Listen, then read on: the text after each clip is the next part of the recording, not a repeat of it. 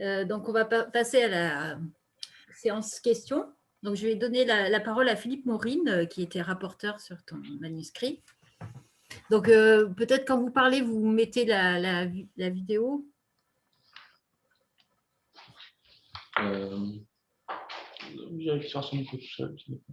Alors, je ne peux pas démarrer la vidéo, a priori, je n'en ai pas les droits. En tout cas, merci pour me donner la parole. Bon.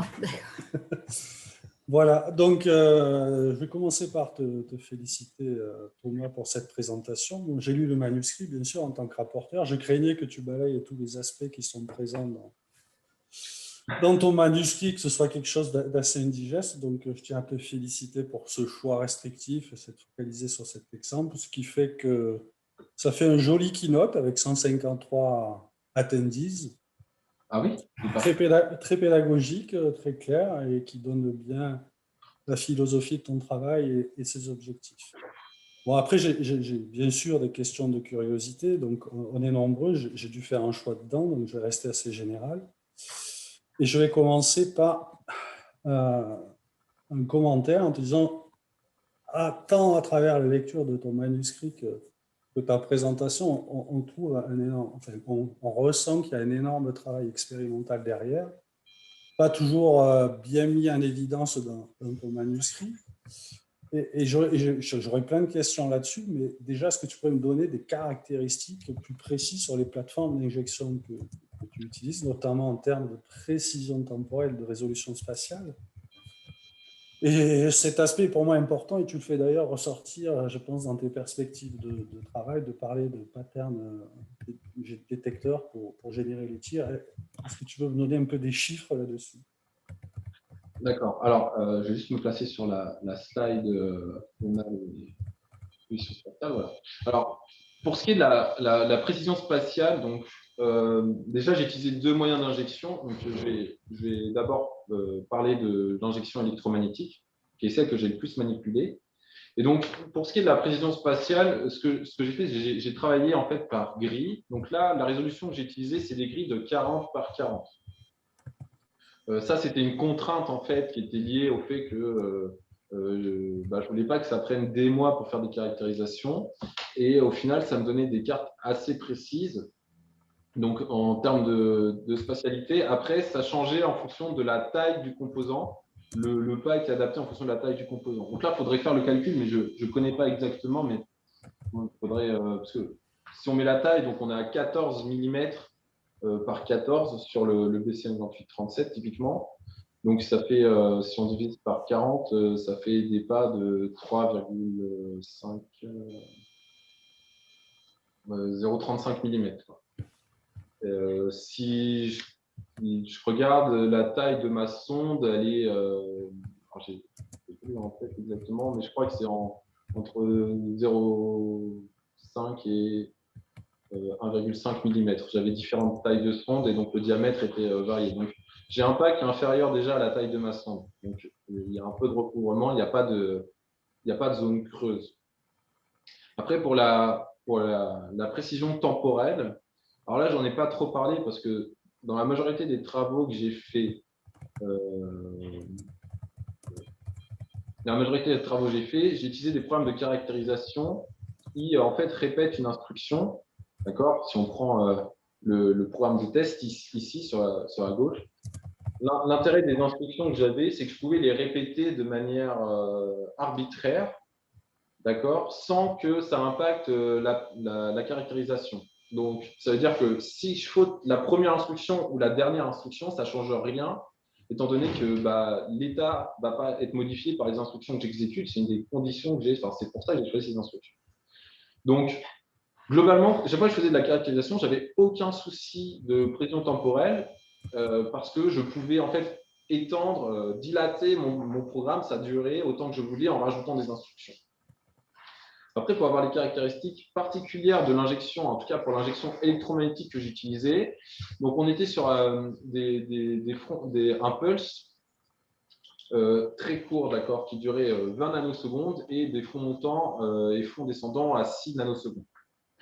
Donc au final, on a des perturbations, on a deux perturbations, une perturbation sur le front montant, 20 nanosecondes, et une perturbation sur le front descendant. Globalement, ça ça ressemblait à quelque chose comme ça. Là où ça pouvait poser problème, c'était plus pour les programmes qui demandent effectivement de la synchronisation. Et ça s'est plus vu sur les programmes que j'ai vu attaquer. Typiquement, si on veut faire une exploitation sur AES où on vise le 9e tour de l'AES, on se retrouve avec des problématiques de précision temporelle. Voilà, je ne sais pas si ça répond exactement à ta question. On y est presque. Et sur le laser, tu as les mêmes ordres de grandeur? Alors, sur le laser, j'ai beaucoup moins d'informations parce que j'ai utilisé le laser du CEA. De mémoire, c'était. Pardon. Alors, pour le laser, tac, tac, c'est cette cartographie-là. Alors, pour la durée temporelle, j'ai plus les idées en tête. En fait, parce que le pulse laser, on l'avait fait varier. Et donc, dire comme ça quelle faute correspond à quelle durée de pulse, je ne peux pas te le dire. En revanche, ce que je peux te dire, c'est ce qui concerne la résolution spatiale. Et en fait, c'est même ce que je pense être un des plus gros challenges en ce qui concerne l'évaluation des circuits, en tout cas des SOC. Parce que si on regarde le circuit qui est ici, donc ça, c'est le BCM2711B0 qui est sur le Raspberry Pi 4. Donc, avec ici, on l'a ouvert et puis on l'a mis sur un banc laser et on voulait faire une caractérisation. Alors, la méthode qu'on a utilisée, c'est pas une grille, mais c'est fonctionner au pas. On faisait varier le pas. Et en fait, ce qu'on a fait, c'est que, donc si tu regardes le circuit, la partie en haut à gauche, ici, c'est le CPU. D'accord? Il y a un motif qui se répète ici à une rotation près. Ce sont les 4 cœurs du circuit. Et sur la gauche, ici, tu as le cache. C'est pour ça aussi que je sais que je vise bien le cache. Et en fait, le composant est énorme par rapport à la taille du spot laser. Il y a un rapport, le composant il fait 7 mm par 6 mm et en spot laser, on est dans l'ordre du micron. Donc, il y a un rapport 1000, voire 6, 5, 6000. Et donc, on a vite eu des gros problèmes de temps pour faire la cartographie, la carte, parce que la précision spatiale du laser est énorme comparée à la taille. Enfin, comment dire un spot laser, c'est vraiment très très petit si on le compare à un composant comme un SOC. Et donc là, il nous fallait, si on voulait faire une cartographie exhaustive où on ne laisse pas de blanc, il nous fallait le fond des âges pour le faire. Donc ça, c'est juste impossible avec un laser de faire une analyse exhaustive. Donc on a fait simplement quelque chose sur les 4 cœurs ici, mais avec un pas énorme. Et donc là, la carto que je présente, on l'a laissé tourner au moins une journée, peut-être plusieurs, parce que quand on l'a fait, on était contraint parce que les bancs du CEA, ils servent aussi à faire des évaluations, donc je n'ai pas accès autant que je veux. Et donc, il faut se dire que même si les points ont l'air condensés proches ici, en fait, entre 2 points, il y en a peut-être 10 ou 20 sur lesquels on n'a pas eu de faute. D'accord? Et donc ça, je ne peux pas donner beaucoup plus d'informations pour qu'on se rende compte de la problématique, de l'intérêt de ta question.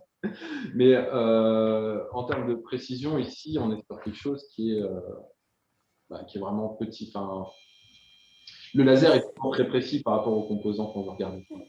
D'accord, merci. Donc là, si je résume, grosso modo, tu as quelque chose qui est assez grossier, c'est le MFI. Tu as quelque chose d'extrêmement précis, qui est le laser. Pourtant tu arrives aux mêmes fautes, tu en arrives à la conclusion qui m'a surprise lors de la lecture, c'est, si je la caricature un petit peu, c'est EMFI, laser injection, même combat, même problème, même performance, etc. Ça, c'est le premier point. Et ça m'amène à la question suivante. Grosso modo, est-ce que le bon modèle de faute, c'est pas de dire tout simplement je faute ce qui est actif à l'instant T dans le circuit? Alors.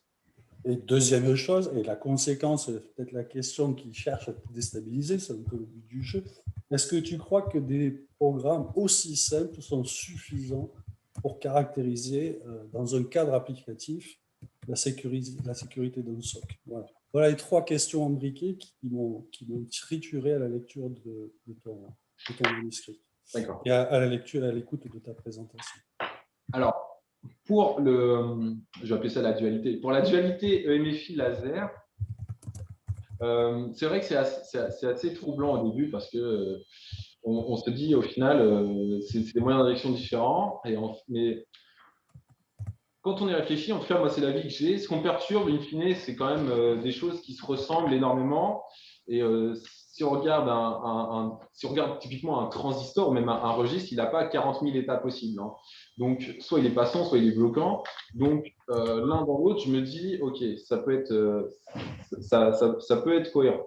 Après, effectivement, le fait d'en combiner plein et d'arriver à une échelle où il y a des centaines de milliers de transistors, là, on peut se dire, bon, c'est assez bizarre que j'observe des choses similaires.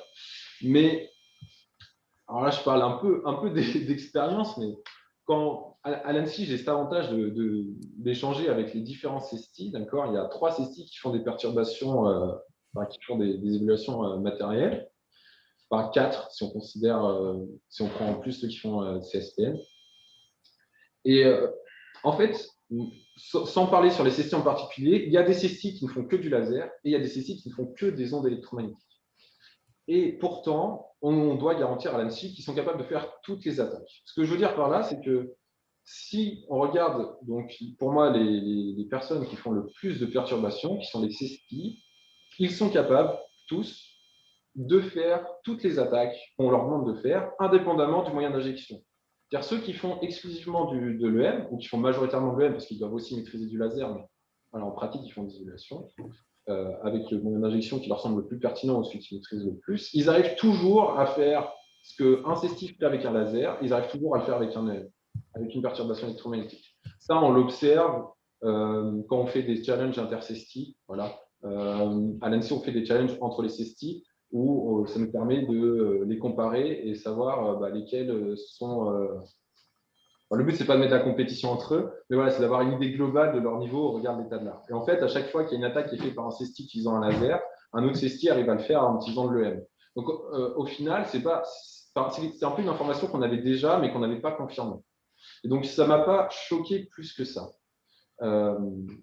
Et effectivement, du coup, moi, la conclusion que j'arrive, c'est un peu la question que tu as posée, c'est effectivement, j'ai l'impression qu'on a plus tendance à perturber ce qui est effectivement activé par le circuit, en tout cas, ce qui est pris en compte par le circuit.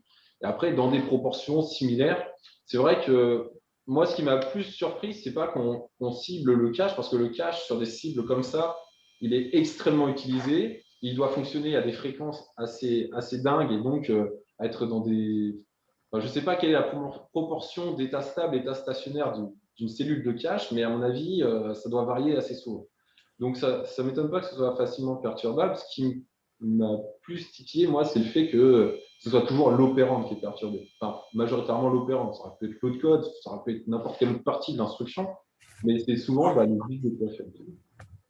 Et pour répondre à la dernière question, du coup, sur la pertinence des programmes, des petits programmes que j'ai utilisés, donc, ces petits programmes, moi, je pense qu'ils sont suffisants pour avoir une bonne idée de comment réagir le composant.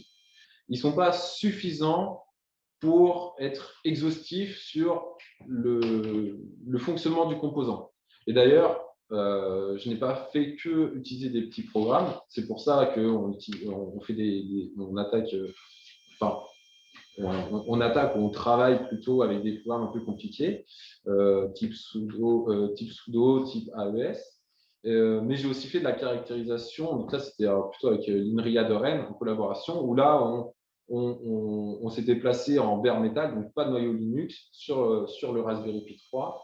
Et on utilisait du JTAG pour faire de la caractérisation sur des boucles, ce genre de choses. Mais on s'est rendu compte que c'était quand même beaucoup plus compliqué et qu'en plus, les modèles de faute que j'avais identifiés avec mes petits programmes pouvaient expliquer ce qu'on observait en faisant une analyse bare metal, typiquement, et pouvaient aussi expliquer ce que j'observais quand je faisais une perturbation sur l'AES. De là, du coup, moi, de mon point de vue, ça me semble pertinent. Après, voilà, c'est la confiance qu'on a là-dedans. Je ne peux pas prouver que la perturbation que je fais sur un programme A est la même que sur un programme B.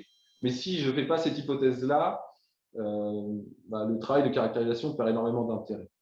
Et je pense que tu l'as vu dans le manuscrit, j'arrive quand même à en tirer de l'information et pas mal de choses, même si il y a pas mal de choses qui restent incertaines. Mais voilà. Si tu as des idées de petits programmes ou d'autres programmes plus…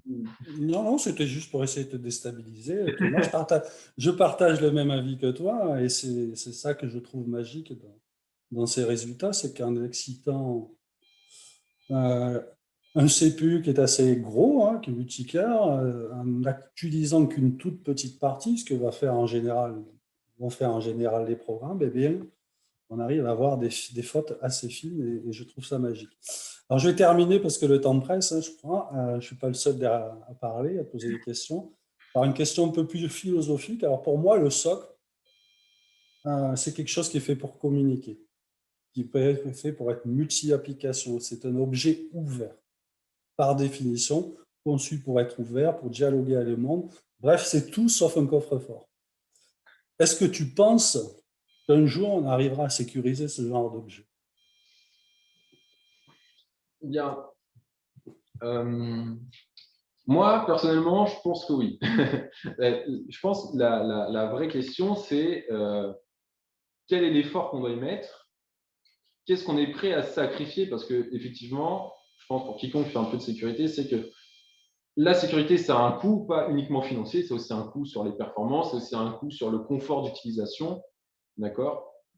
Et donc, la question qu'on doit se poser pour rester dans des choses pas trop techniques et assez philosophiques, en fait, comme tu soulignais, c'est quel niveau de sécurité on est prêt à accepter, quels moyens on est prêt à mettre dedans et qu'est-ce que ça nous coûtera, d'accord? Parce que demain, typiquement, on peut prendre le cas extrême. Bon, moi, je suis agent à l'ANSSI et demain, le président de la République perd son téléphone et on vient me demander, Thomas, est-ce qu'il y a un gros risque ou pas?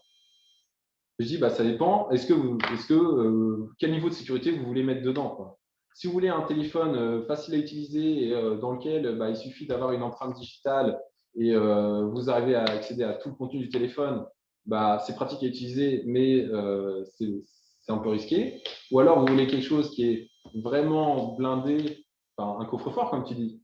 Et dans ce cas-là, ça vous demandera plus de moyens, mais ça va être un peu plus compliqué à utiliser. Et en fait, je pense qu'on n'est pas plus dans le fait prise de conscience en fait des citoyens ou des gens. J'ai pris le cas d'une personnalité, mais de savoir qu'est-ce qu'ils sont prêts à accepter comme niveau de sécurité versus performance, confort d'utilisation, quoi.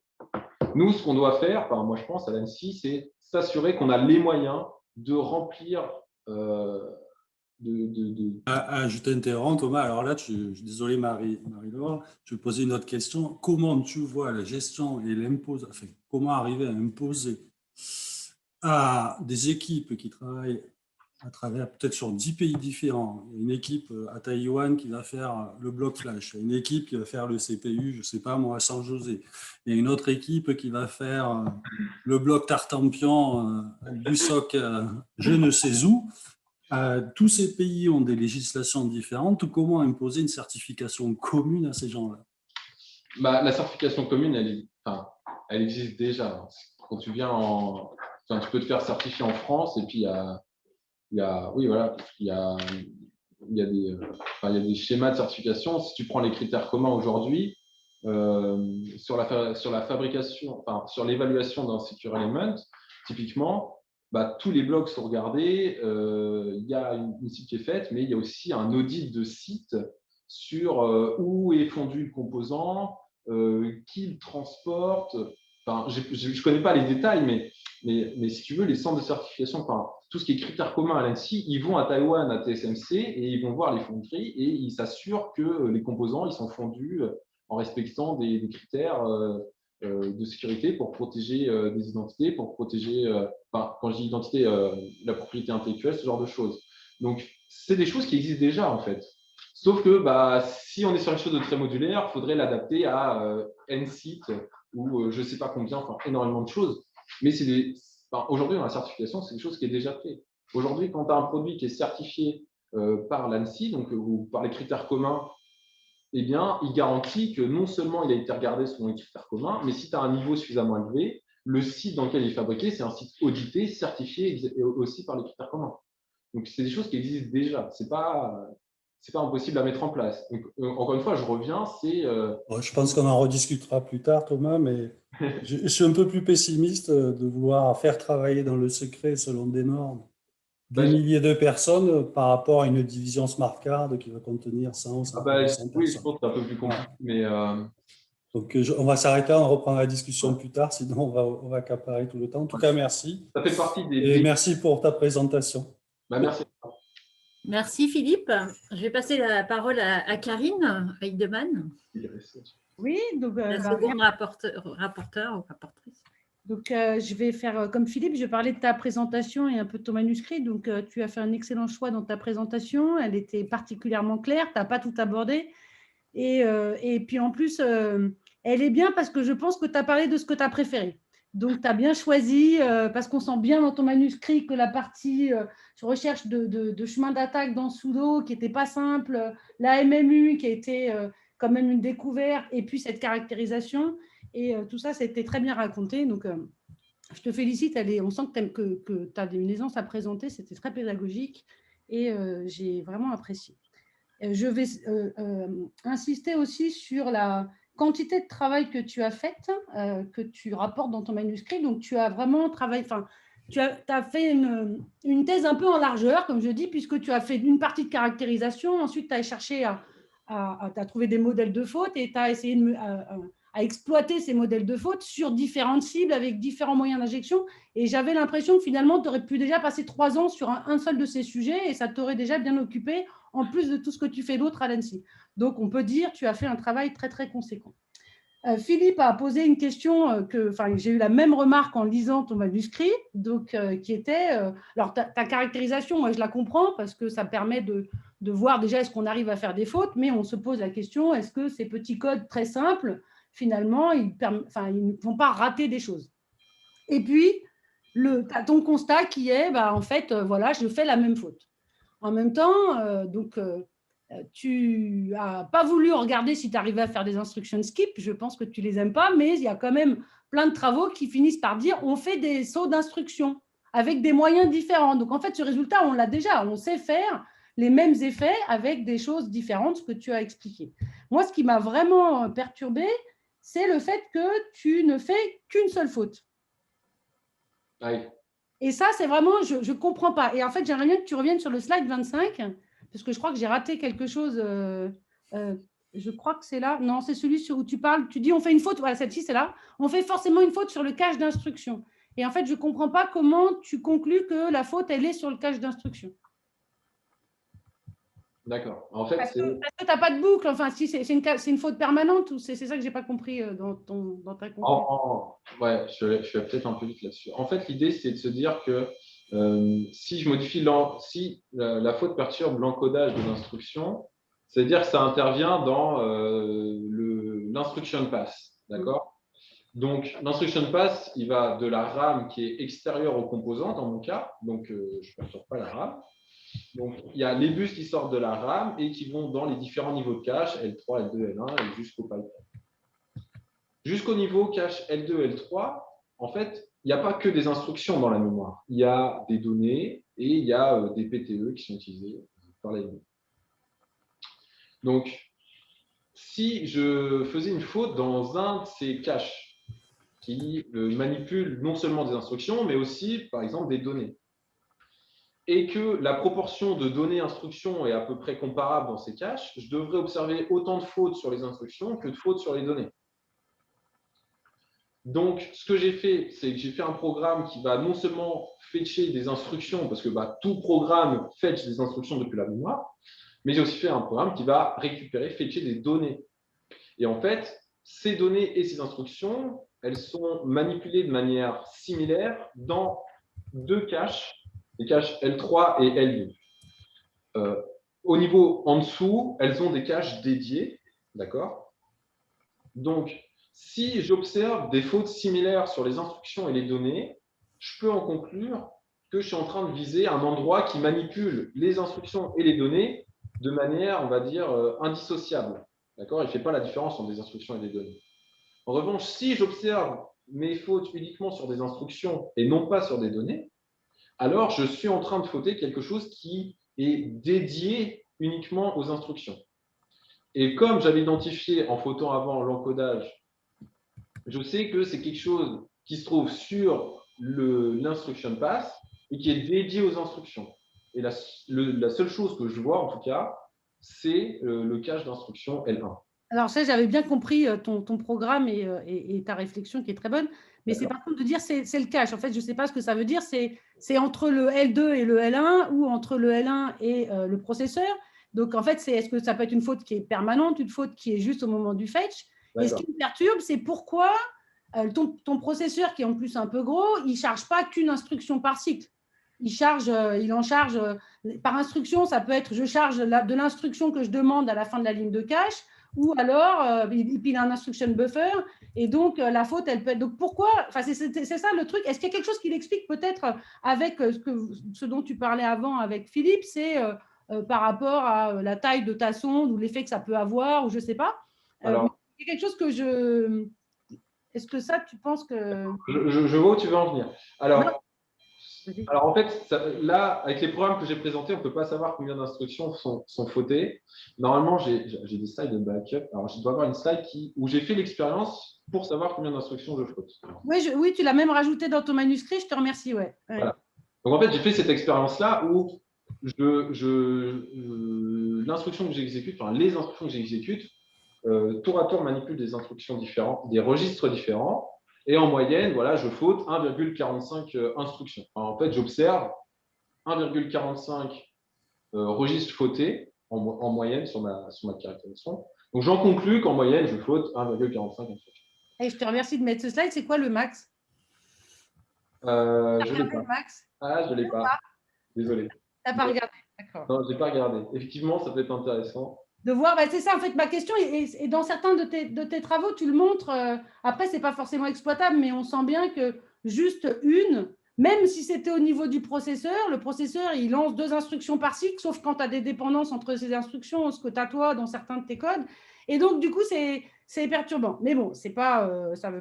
Je suis d'accord, ça, c'est vraiment la partie subtile qui n'est pas facile à caractériser et encore moins à expliquer, quoi.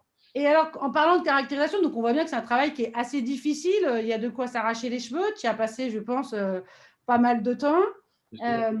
Si tu avais une liste à faire au Père Noël, qui peut s'appeler Arme Intel comme tu veux, qu'est-ce que tu aimerais faire si tu pouvais faire ce que tu veux pour essayer de comprendre plus? D'après toi, comment est-ce qu'on pourrait faire pour arriver à avoir plus d'informations et peut-être aider ensuite à la sécurisation de ce qu'il faut sécuriser si on estime que c'est dangereux? Si je peux faire, ah d'accord, je vois. Ça, ce serait vraiment intéressant. Je pense le plus intéressant, ce serait pouvoir faire du pas à pas sur un processeur. Directement sur un processeur. C'est-à-dire avec un signal extérieur, pouvoir faire du pas à pas et pouvoir récupérer à peu près tous les registres que je veux. En gros, mon processeur est entièrement synchrone et je pilote moi l'horloge extérieure. Et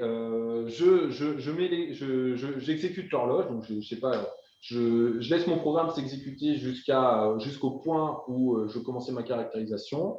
Et arrivé à ce moment-là, c'est moi qui pilote l'horloge et je dis, bah voilà, je mets telle horloge à telle fréquence pendant n cycles d'horloge. Et ensuite, le processeur s'arrête, je récupère tous les registres. Entre-temps, j'ai fait une perturbation et je regarde si ça correspond à ce que j'attendais. Ça, ce serait, à mon avis, le top du top en termes de caractérisation.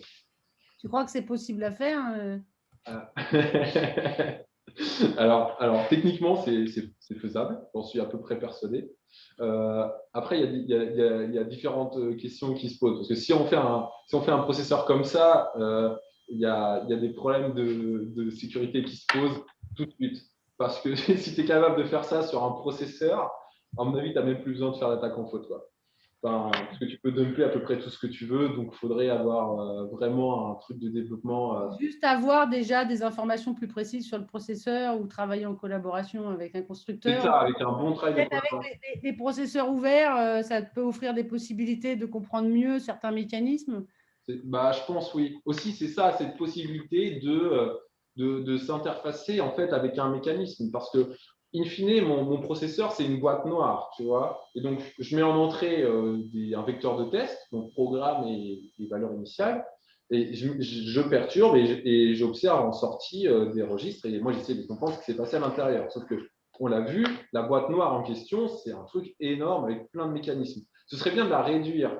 Par exemple, pouvoir dire, bah, je me mets en boîte noire sur la MMU. Et donc, sur la MMU, bah, j'ai en entrée les PTE, les adresses virtuelles. J'observe en sortie les adresses physiques et moi, je fais une perturbation. Déjà, avoir ce zoom, en fait, de dire, bah voilà, je zoome et j'ai des vecteurs de test, je perturbe un petit composant type la MMU ou le cache L2 ou ce que tu veux et j'observe en sortie. Bah, rien que ça, déjà, ça me permettrait de dissocier en fait la caractérisation et de ne pas avoir à subir en fait la complexité de tout le système. Après, c'est peut-être justement l'état du système qui peut avoir un impact aussi sur une faute qu'on arrive à exploiter. Mais bon. Je pourrais en poser plein. Je me suis aussi posé une autre question, parce que finalement, tu arrives à un modèle de faute assez classique. Ça revient à du remplacement d'instructions et même plus facile, c'est remplacement d'opérandes. Donc, en fait, et du coup, je me dis, est-ce que tu n'as pas la solution pour sécuriser tes applications? Est-ce que les modèles classiques, d'après toi, suffiront? Alors, c'est une bonne question. En fait, il y a plusieurs choses qui rentrent en compte quand on veut sécuriser, en tout cas au niveau micro-architectural. Donc, identifier déjà qu'on fait un remplacement d'opérande, c'est effectivement une bonne façon de se dire il faut que je sécurise l'opérande. La question, c'est quand est-ce qu'il faut que je sécurise l'opérande? Et là, on a vu que c'était au moment du fetch mémoire. Donc, en fait, il faudrait pouvoir, au niveau du fetch de mémoire, garantir que l'opérande qui est chargée initialement correspond à celle qui va être exécutée. Et ça, les schémas classiques dont tu parles, moi que je vois, c'est tout ce qui est duplication, donc juste dupliquer l'instruction, ou si on veut réduire un peu le coût, code correcteur d'erreur. La plus grosse problématique, c'est le coût. Parce que le cache, faire des codes correcteurs d'erreur sur des mémoires, on sait faire. Sur les DDR4, les RAM DDR4, c'est fait de base. Mais sur le cache, je ne crois pas que ce soit implémenté, ou peut-être sur certains composants, je n'ai pas envie de dire de bêtises. Mais le plus gros problème, c'est le coût. Moi, je pense que rajouter juste des codes correcteurs d'erreur ou même dédier une partie du cache en disant ce cache-là, il est dédié à une opération sensible, donc il implémente des codes correcteurs d'erreur. Rien que ça, déjà, ça pourrait aider. Mais on revient à la question classique, c'est combien ça va coûter, ça va être quoi la perte en performance, qu'est-ce qui se passe si je détecte qu'il y a une erreur? Est-ce que mon programme il s'arrête complètement ou il essaye de corriger?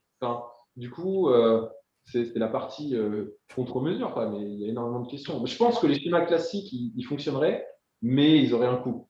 J'avais oublié que tu étais dans le laboratoire des composants. Moi, je pense un peu bêtement au niveau logiciel, mais c'est marrant. Une petite dernière question. Si je ne dis pas de bêtises, il y a des profils d'attaquants et puis on essaye de dire l'attaque, elle est facile, pas facile. Aujourd'hui, ces attaques, d'après toi, elles correspondent à un attaquant qui est comment? Et demain. Alors, il n'y a pas. Alors, si on considère les différents profils d'attaquants, je vais schématiser un peu. Il y a l'attaquant qui va copier une attaque qu'on lui aura expliqué. Donc, lui, il n'est pas expert, il ne maîtrise pas, mais par contre, il a le matériel. On lui a dit tu mets tel setup, tu mets telle puissance, tu fais la perturbation à tel moment et tu as telle probabilité d'avoir ta faute. Puis, tu as l'attaquant plus expert qui, lui, sait ce qui se passe derrière et peut faire des manipulations. Et donc, déjà, il faut distinguer ça. Moi, je pense que le plus gros problème, ce n'est pas tant l'expertise de l'attaquant en lui-même, c'est vraiment l'équipement qui est nécessaire. Pour le moment, en termes d'équipement, moi, j'ai travaillé avec un injecteur qui est quand même assez cher et qui est de très bonne qualité. Mais aujourd'hui, et je n'ai pas testé encore, on peut voir des injecteurs qui descendent en prix. Donc, pour donner un ordre de grandeur, un injecteur tel qu'on aurait au labo à l'ANSSI, ça coûterait entre 10 et 15 000 euros. Mais aujourd'hui, il y a des travaux qui permettent d'avoir des injecteurs pour, je dirais, 3 à 5 000 euros. Donc, le prix de l'attaque en termes de matériel descend. Après, il y a aussi le problème de synchronisation, parce que là, je n'ai pas trop parlé. Mais ça avait l'air d'être dur. Ouais, le problème de la synchronisation, c'est, à mon avis, le plus gros problème technique à relever. C'est pas... Et donc, avoir quelqu'un qui est capable de résoudre ce problème, à mon avis, ça demande un bon niveau d'expertise en électronique, en développement, parce qu'on est sur des cibles qui vont très, très vite. Donc, il faut faire, à mon avis, du développement au moins sur FPGA pour avoir une bonne vitesse de réactivité. Il faut avoir des notions en traitement du signal, ce genre de choses. Et ça, c'est la partie problématique. Et il faut avoir aussi une connaissance sur le système que tu vas attaquer, puisque je peux donner un exemple. Mais si on veut attaquer sudo, d'accord, avec le modèle de faute que j'ai, en disant, si je modifie tel opérand de telle instruction, je peux m'authentifier, pas de problème. Sauf que moi, j'ai identifié que mes caractérisations, ma faute apparaissait dans le cache. Sauf que même si je sais à quel moment mon instruction est exécutée temporellement, est-ce que je suis capable, a posteriori, de trouver à quel moment elle est chargée dans le cache? Parce que y a de l'anticipation par le processeur. Et en fait, c'est pour ça que je pense que j'ai du mal avec sudo actuellement, parce que je peux avoir une trace side channel où je vois que mon mot de passe sudo il est comparé, mais si l'instruction que je vise, en fait, le moment opportun pour moi de la fauter, c'était 15 microsecondes avant, parce que c'est à ce moment-là qu'elle a été chargée dans le cache, il faut que je sois capable de le savoir et de l'identifier, sachant que le cache, il fait varier l'exécution, enfin, c'est pas répétable. D'accord? Des fois, ça va vite, des fois, ça va lentement. Donc, il y a une incertitude et je pense que c'est le plus gros problème actuellement que j'ai, c'est que se synchroniser avec ça, c'est compliqué. Donc, je pense que ces appareils-là, cet équipement qui permet de faire de la synchronisation, ça, c'est à mon avis un des plus gros défis. C'est la plus grosse marche entre les chemins d'attaque qu'on identifie et les véritables attaques telles qu'on peut-être on les verra dans le futur. Bon, pour l'instant, il n'y a que le président qui doit s'inquiéter de son téléphone. Donc, je te remercie beaucoup. Je vois qu'on pourrait parler pendant des heures. Donc, je te félicite vraiment pour ton travail et ta présentation. Et je suis désolée, je crois que j'ai déjà pris beaucoup de temps. Je vais laisser les autres. Je vais passer la parole à Jean-Max Dutertre. Bonjour, merci Marie-Laure. Tout d'abord, je voudrais remercier les encadrants de Thomas pour m'avoir invité au jury. C'est un travail extrêmement intéressant. Je suis très content d'y participer. Il y a aussi un autre aspect, c'est que Thomas est un ancien élève. Il a suivi le cycle ingénieur ISMIN à Gardanne. Donc, il y a toujours un côté un peu affectif de voir les anciens étudiants faire un travail d'aussi bonne qualité, aussi excellent. Et puis aussi une fierté à voir l'excellence sur du travail qui est réalisé par nos anciens élèves. Très, très heureux parce que c'est très intéressant de suivre ce travail. Moi, ce que je voudrais souligner, c'est effectivement la complexité des cibles qui ont été manipulées par Thomas dans son travail. Souvent, on voit des travaux sur des circuits simples, des microcontrôleurs simples, et là, des circuits multicœurs qui fonctionnent à 1 GHz, une architecture x86, c'est vraiment quelque chose qu'il faut souligner, c'est pas habituel. C'est vraiment quelque chose qui distingue les travaux, les essais qu'il a pu réaliser. J'ai pas mal apprécié aussi la gestion des valeurs d'initialisation au niveau des registres pour identifier les mécanismes de faute. Je ne me souvenais pas d'avoir vu quelque chose d'aussi bien pensé jusqu'à présent. En fait, il y a plein de choses très, très intéressantes. Voilà. J'ai plein de questions, trop peut-être. Je vais essayer de me limiter. Je voudrais revenir parce que j'avais aussi la même question sur la question de Karine concernant le modèle de faute au niveau des caches. Ce que je n'arrive pas à bien saisir, c'est si les fautes sont créées, je pense à l'EM en particulier, lorsque l'instruction passe du cache L2 vers le cache L1 ou du cache L1 vers le pipeline, vers la partie CPU d'exécution. Est-ce que c'est une valeur qui va être fautée et qui va rester fautée contenue en L1, donc on arrive à une faute qui pourrait être une faute un peu persistante, ou est-ce que c'est plutôt une faute qui apparaît lors du transfert de l'instruction de L1 vers le CPU. Je ne sais pas ce que tu en penses, Thomas. Alors, ça, pour être honnête, c'est un point que je n'ai pas éclairci. Je ne peux pas dire aujourd'hui si je suis en train plus de fauter le bus L2, L1, le cache L1 ou le bus L1 pipeline. ça, je suis limité par la méthode que j'utilise, en fait, et je ne peux pas avoir plus d'informations. Après, la persistance de la faute dans le cache, effectivement, c'est quelque chose de très intéressant et de très discutable. Quand, avec Ronan à l'INRIA de Rennes, on a fait une attaque sur AES, donc sur une PFA, on avait une faute persistante dans le cache. Alors, ce n'était pas le cache d'instruction, c'était le cache de données. Mais c'est la seule expérience que j'ai qui met en cause une faute qui reste persistante dans le cache. Il y avait aussi de la persistance dans le cache quand on faisait de la caractérisation sur un programme qui était une boucle, en fait, avec l'INRIA. Mais en fait, je ne pourrais pas dire si la persistance venait du fait qu'on était en exécution pas à pas, en fait, avec le JTAG, ou si on était vraiment dans de la persistance. Encore une fois, en plus, la persistance dans le cache, c'est quelque chose qui est assez difficile à expliquer sur ce genre de cible parce que le cache il est vivant, entre guillemets, d'accord?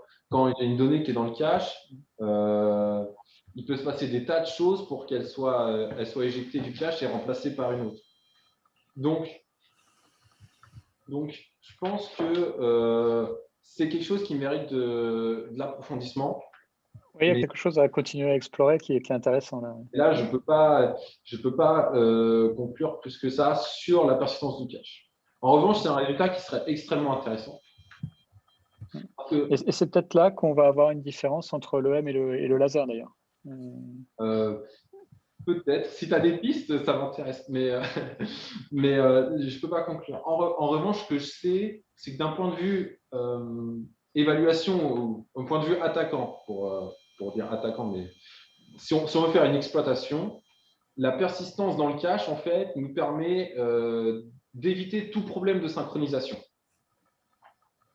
À ceci près, si on est capable de se synchroniser. D'attraper le moment où l'instruction ou la data va dans le cache. C'est ça. Et donc ça, c'est quelque chose d'intéressant et c'est un résultat qui aura des conséquences en plus sur les analyses qu'on pourra faire au niveau du programme. Je me posais aussi une question en termes de cache dans l'analyse des résultats, dans l'analyse du code binaire d'une instruction avec l'opérande et la partie opcode de l'instruction elle-même. Oui. Alors, toi, tu as une explication qui est aller vers un poids de Hamming faible. Moi, j'aurais plutôt une application aller vers une distance de Hamming faible. On change quelques bits, en fait. Pas forcément aller vers 0, mais on va vers une distance faible. Alors, je ne sais pas s'il y a moyen de les changer facilement. Alors, je crois que c'était dans le cas du AND que je m'étais plus posé la question, en fait. Parce que... AND, on passe de R8 à R0 dans tous les cas. Donc, de toute façon, il y a un seul bit qui était à 1 et il est mis à 0. Ouais. Et dans le cas de R5, il a 2 bits à 1. Oui, le 4 et le 1. Donc, faire R1, c'est facile. R1, c'est facile. R0, c'est facile aussi. Il faut changer de bits. Ouais. R7, c'est un bit 3, bit 2 qu'il faut faire passer à 1 à l'inverse. Ouais. Mais à chaque fois, c'est peu de bits qui bougent. Je me suis posé aussi la question, parce que si je me trompe pas, au niveau du cache, lorsque l'instruction est stockée, c'est plus vraiment l'opcode de la partie instruction elle-même qui est stockée, mais déjà probablement des signaux de contrôle. C'est ce qu'avaient l'air de dire les gens de ARM dans une session de JIF à Grenoble.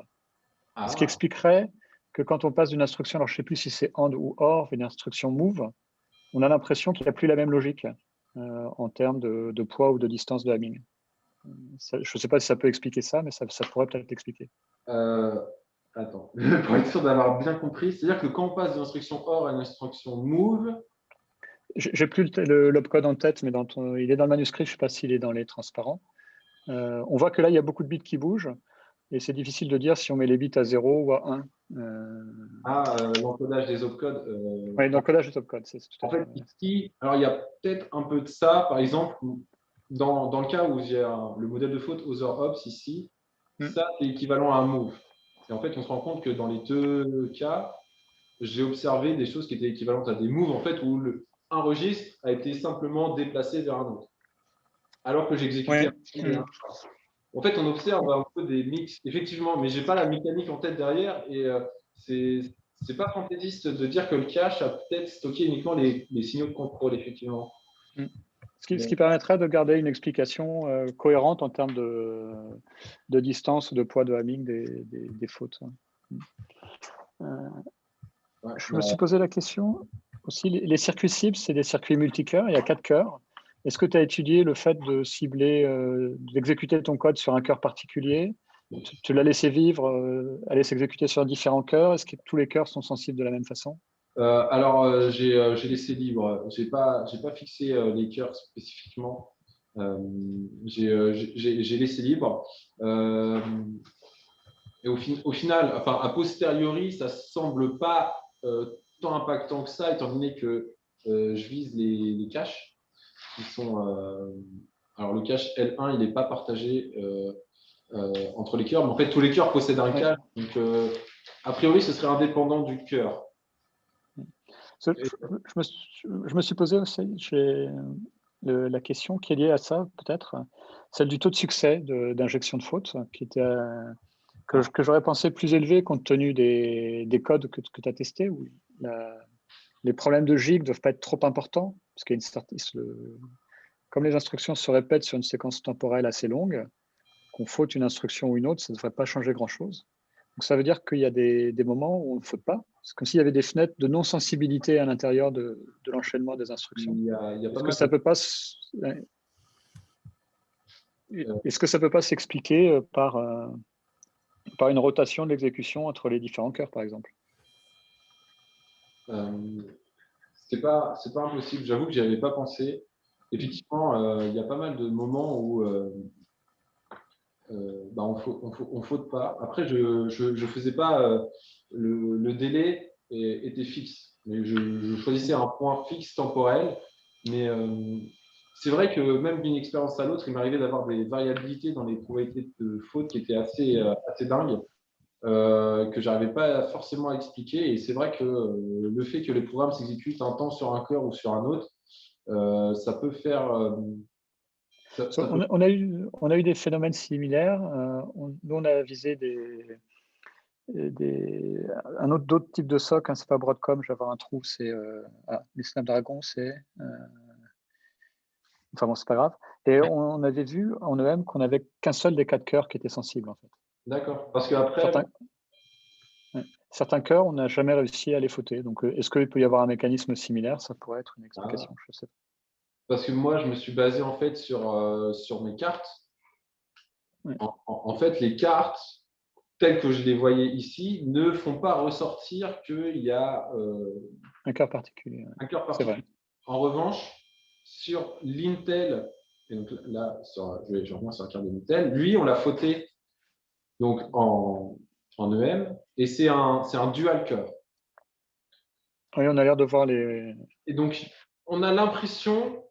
Je n'ai pas d'imagerie plus précise que ça, malheureusement, parce qu'Intel, ils mettent un truc bizarre sur le composant. Mais j'ai en tout cas l'impression qu'on arrive à identifier 2 zones qui correspondraient à 2 cœurs. Une zone verticale comme ça et une zone verticale comme ça.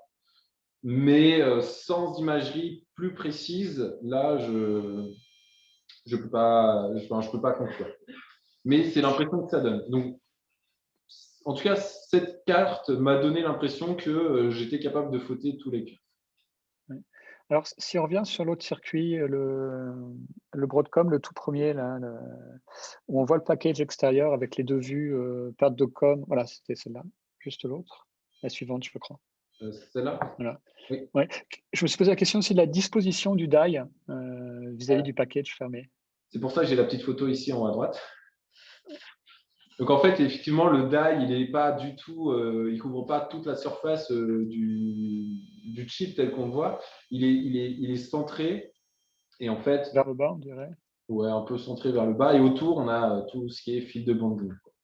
D'accord. Donc si on revient sur la carto d'après, voilà. Les cœurs sont plutôt centrés en X et vers le bas, c'est ça? Ouais, c'est plutôt dans cette zone-là et pareil ici, on est plutôt dans cette zone-là. Et en fait, moi, ce que je pense, c'est que tout ce qui est perturbation électromagnétique a tendance à se coupler avec les fils de bonding. Oui. Plutôt sur la périphérie. Et en fait, ça m'a donné une idée de test à faire, c'est faire des glitches de tension directement sur les pads pour voir si c'était comparable. Mais ce serait intéressant. je ne l'ai pas fait encore. Mais ok. J'étais pas mal intéressé par la façon dont vous avez discuté avec Philippe, et puis c'est ce qu'il y a dans ta thèse aussi, hein, sur le fait d'avoir des modèles de faute similaires entre l'injection EM et l'injection laser. Alors, quelles sont les différences? Alors, c'est autant une question un peu qu'un commentaire. Je pense que c'est assez normal de trouver des modèles de faute qui sont similaires, parce que les mécanismes de fonctionnement d'un microcontrôleur qui sont sous-jacents, ce sont les mêmes. Donc, il y a des opérations bien particulières qu'on va réussir à fauter, quel que soit le médium. Donc, c'est pas très étonnant de trouver les mêmes mécanismes. Mais j'aurais tendance à ajouter peut-être, et là tu pourras peut-être nous dire ce que tu en penses, c'est que quand on reste peut-être à une caractérisation qui a été faite sur un nombre de mois donné, sur un nombre d'expériences données, qu'on pourrait pousser plus loin, on va avoir les principaux effets. J'aurais tendance à dire que c'est des effets qui pourraient correspondre à des erreurs naturelles. Les premiers effets qu'on va découvrir, les premières grandes tendances. Mais derrière, dans un cadre de sécurité, on va avoir un attaquant qui va réfléchir sur les mécanismes et qui va chercher à s'adapter à d'éventuelles contre-mesures, à la façon dont aux contre-mesures, peut-être même à découvrir des attaques originales par rapport à d'autres attaques. Et donc, il va y avoir, par rapport à un phénomène plus naturel, le fait qu'il va appliquer son intelligence à essayer de trouver des mécanismes différents. Et qu'est-ce que tu verrais si c'était ton cas, hein, entre quelqu'un qui travaille avec de l'injection EM, hein, et quelqu'un qui travaille avec un laser, en termes de différences qu'on pourrait faire ressortir en cherchant à trouver quelque chose de différenciant? Si on veut quelque chose de différenciant, dire comme ça, la différence entre laser et EM, ça me semble compliqué. En revanche, ce que tu soulignes sur le fait qu'un attaquant pourrait essayer de se mettre dans un cas particulier où il a identifié un mécanisme et qu'il veut le fauter d'une certaine manière, mon avis, c'est que si on est vraiment expert, le laser est plus intéressant que le EM parce qu'il permet d'avoir une précision spatiale et temporelle vraiment meilleure que les perturbations électromagnétiques. Mais ça, c'est vraiment si on veut quelque chose de très expert. Et en fait, c'est un petit peu ce qu'on a fait avec GSI. Si je reprends la cartographie ici. Ouais, c'est intéressant ces cartes. Ouais. Parce que, merci.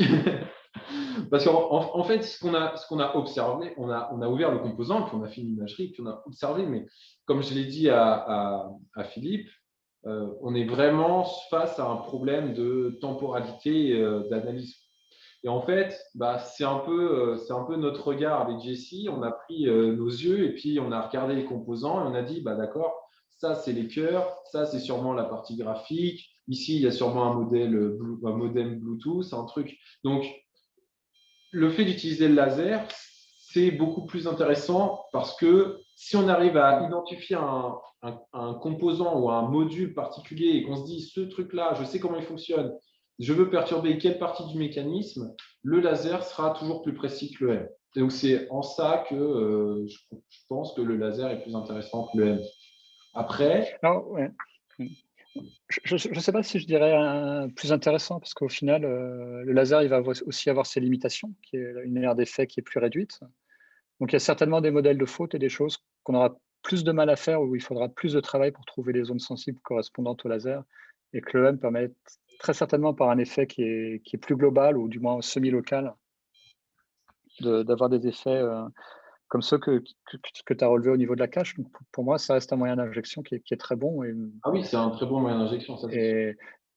Donc, dire meilleur ou moins bon, c'est difficile à dire. Je n'irai peut-être pas jusque-là, mais on va pouvoir avoir des mécanismes et des choses différentes.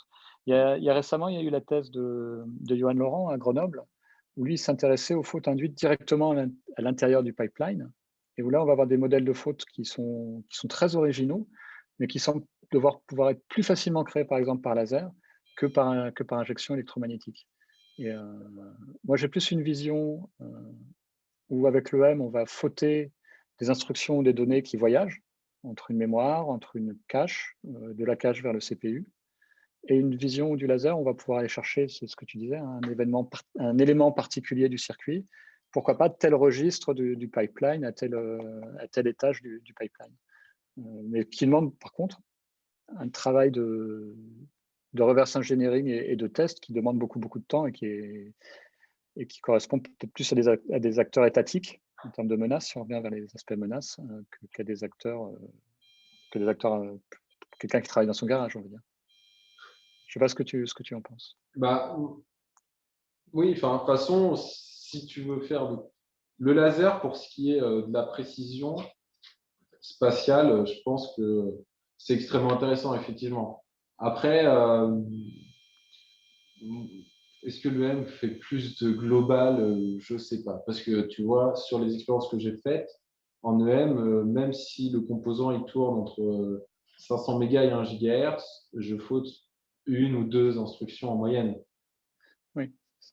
Après, en termes de mécanisme en soi, je ne sais pas. Là, franchement, je pense qu'il faudrait faire des tests, mais il reste des choses à explorer. Bah, sur la thèse de Yuan Laurent, du coup, peut-être faudrait essayer de refaire la même chose en EM. Je ne sais pas à quel point c'était poussé en EM ou pas ce qu'il a fait. C'était essentiellement la simulation dans son travail. C'est la simulation. Voilà, donc en fait, typiquement, voilà, reprendre à essayer de se dire, OK, est-ce que je peux faire ça avec un laser? Est-ce que je peux faire ça avec de l'EM? Mais franchement, là, sans expérience, pour moi, je pourrais pas dire si. Après, j'ai l'impression qu'en laser, il faut quand même effectivement plus d'expertise, plus de connaissance des composants et de ce qui est regardé. Enfin, Okay. avoir une meilleure connaissance de la cible pour se dire, je ne vais pas me taper une cartographie complète du composant parce que ce sera beaucoup trop long. Ouais, là, il y a un effort qui est extrêmement important. Il y a un coût en plus. Bien, merci beaucoup pour tes réponses. Pour moi, j'en ai terminé. Merci beaucoup. Merci à toi. Merci Jean-Max. Je vais passer la parole à Lilian Bossuet. Merci Marie-Laure. Bonjour Thomas. Écoute, je te félicite pour la qualité de tes travaux. Hein. J'ai eu beaucoup de plaisir à suivre ta présentation, à lire ton manuscrit. Et je trouve, et ça je tiens aussi à le mettre en lumière là, à t'écouter depuis plus d'une heure, déjà répondre à mes autres collègues membres de ce jury. La teneur et le niveau des discussions est vraiment excellent. Et ce n'est pas toujours le cas dans les tests. Donc ça, je tiens vraiment à le noter. C'est passionnant en fait d'écouter ça. Et ce que effectivement tu sais, c'est un sujet qui m'intéresse beaucoup et tu l'as noté, en fait, tes travaux se situent dans la suite d'autres travaux qui ont eu lieu notamment avec Fabien Majeric et Éric Bourbao à Gemalto, hein, que je salue d'ailleurs parce que j'ai vu qu'ils suivaient ta thèse.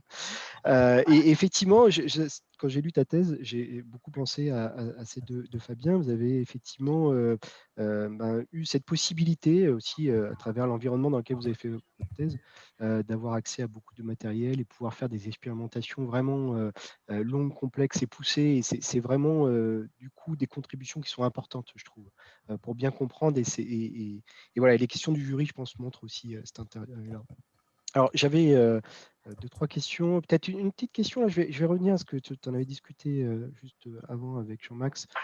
Sur les bonding et l'impact de l'EM, donc c'était ta slide 15 où effectivement, et ça tu l'as noté dans ton manuscrit, hein, on voit tout à fait bien que c'est sur l'extérieur, sur les bonding, que ça va surtout agir. C'est le cas aussi quand on fait de l'analyse EM. Hein, on a souvent un signal qui est beaucoup plus fort sur des socs quand on met notre sonde au-dessus des bondings. Maintenant, je me posais la question, qu'est-ce qui va se passer si on a des connexions un peu différentes, type BGA par exemple, des packages où on va avoir d'autres types de connexions, d'autres types de bonding.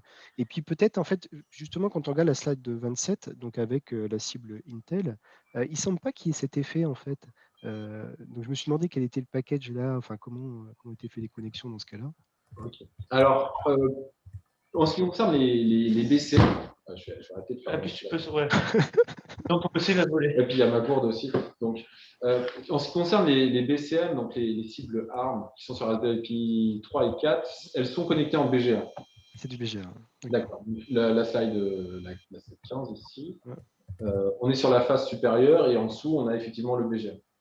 Donc, en fait, là, je peux pas. Enfin, là, le bonding, il passe par-dessus, il va se connecter ou il passe par en dessous, j'imagine plutôt, et il va se connecter au BI. Donc, on arrive à passer cette couche-là. Pour ce qui est de l'Intel, et j'ai peut-être fait une petite subtilité que vous n'avez pas vue, mais j'ai pas mis de carto des fautes. J'ai mis carto des reboots. Ouais. Parce que obtenir des fautes sur le processeur x86 d'Intel, c'est vraiment très compliqué. La probabilité d'obtenir une faute est très très faible. Elle est inférieure à 1 sur 1000, je crois, un truc comme ça. Donc là, en fait, l'Intel, son package, c'est un package métallique. Donc c'est un, je ne sais pas si tout le monde est familier, mais on a un socket, donc c'est un mini PCB ici. On a quelques capacités en haut qui sont sur quelques connexions. Et on a le die. Le tout est recouvert d'un package, d'un package métallique. D'accord. Et entre le package métallique et le composant, on a de la pâte thermique pour l'évacuation de la chaleur. Donc moi, ce que j'ai fait, c'est que j'ai retiré le package métallique, j'ai nettoyé la pâte thermique et je fautais du coup directement sur la partie active. Il n'y a pas de bonding. Je pense que les bondings, ils sont dans le mini PCB qui est là et qui va sur les pads qui sont en dessous. Donc en fait, il est vraiment en profondeur comme un PCB, quoi.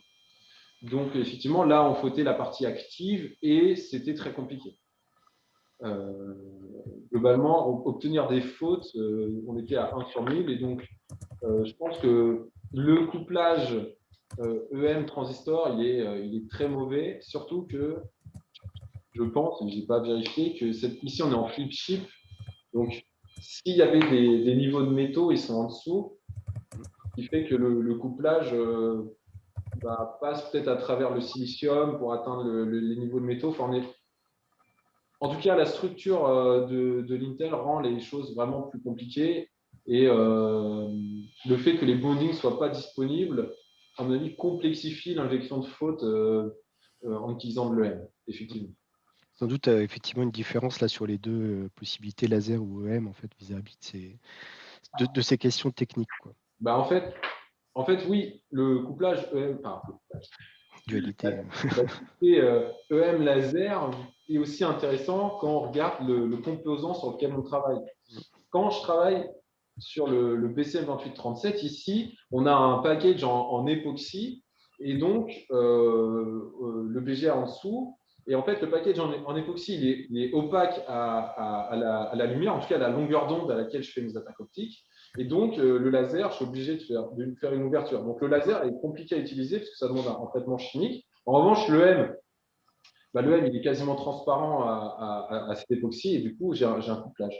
Et en revanche, pour ce qui est du BCM, le 2711B0 du Pi4 et l'Intel Core i3, j'avais un package métallique qui, lui, en fait, fait une cage de Faraday si je veux faire des perturbations M, donc je suis obligé de l'enlever. En revanche, quand je l'enlève, j'ai directement accès au circuit, ce qui est très utile pour le laser. Donc en fait, ça souligne un peu ce que tu viens de dire. En fonction de la cible, utiliser l'EM ou le laser est plus ou moins intéressant en fait en fonction de son package. Ok.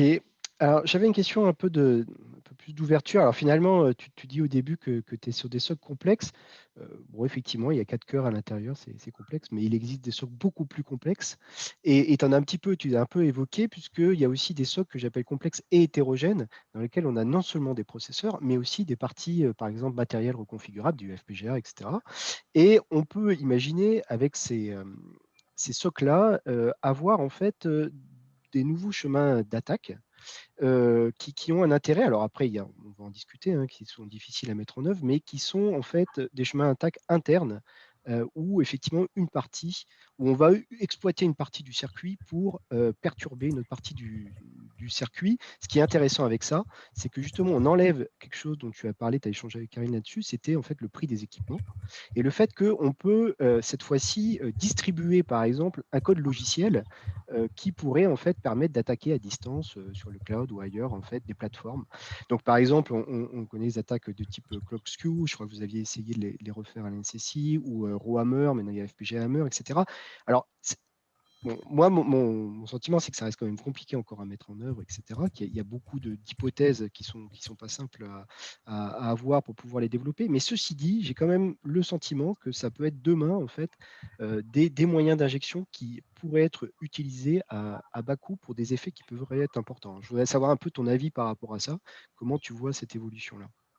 Alors, effectivement, quand on parle de sécurité des SOC, et c'est des choses qui sont pas, qui rentrent pas encore dans les cas d'évaluation, mais effectivement, toutes les attaques type Hammer, en fait, c'est des attaques un peu micro-architecturales, Exactement. pas un peu complètement micro-architecturales. On a à la fois le côté injection avec Corkscrew, Hammer, et les parties side channel où c'était plutôt Spectre et Meldon.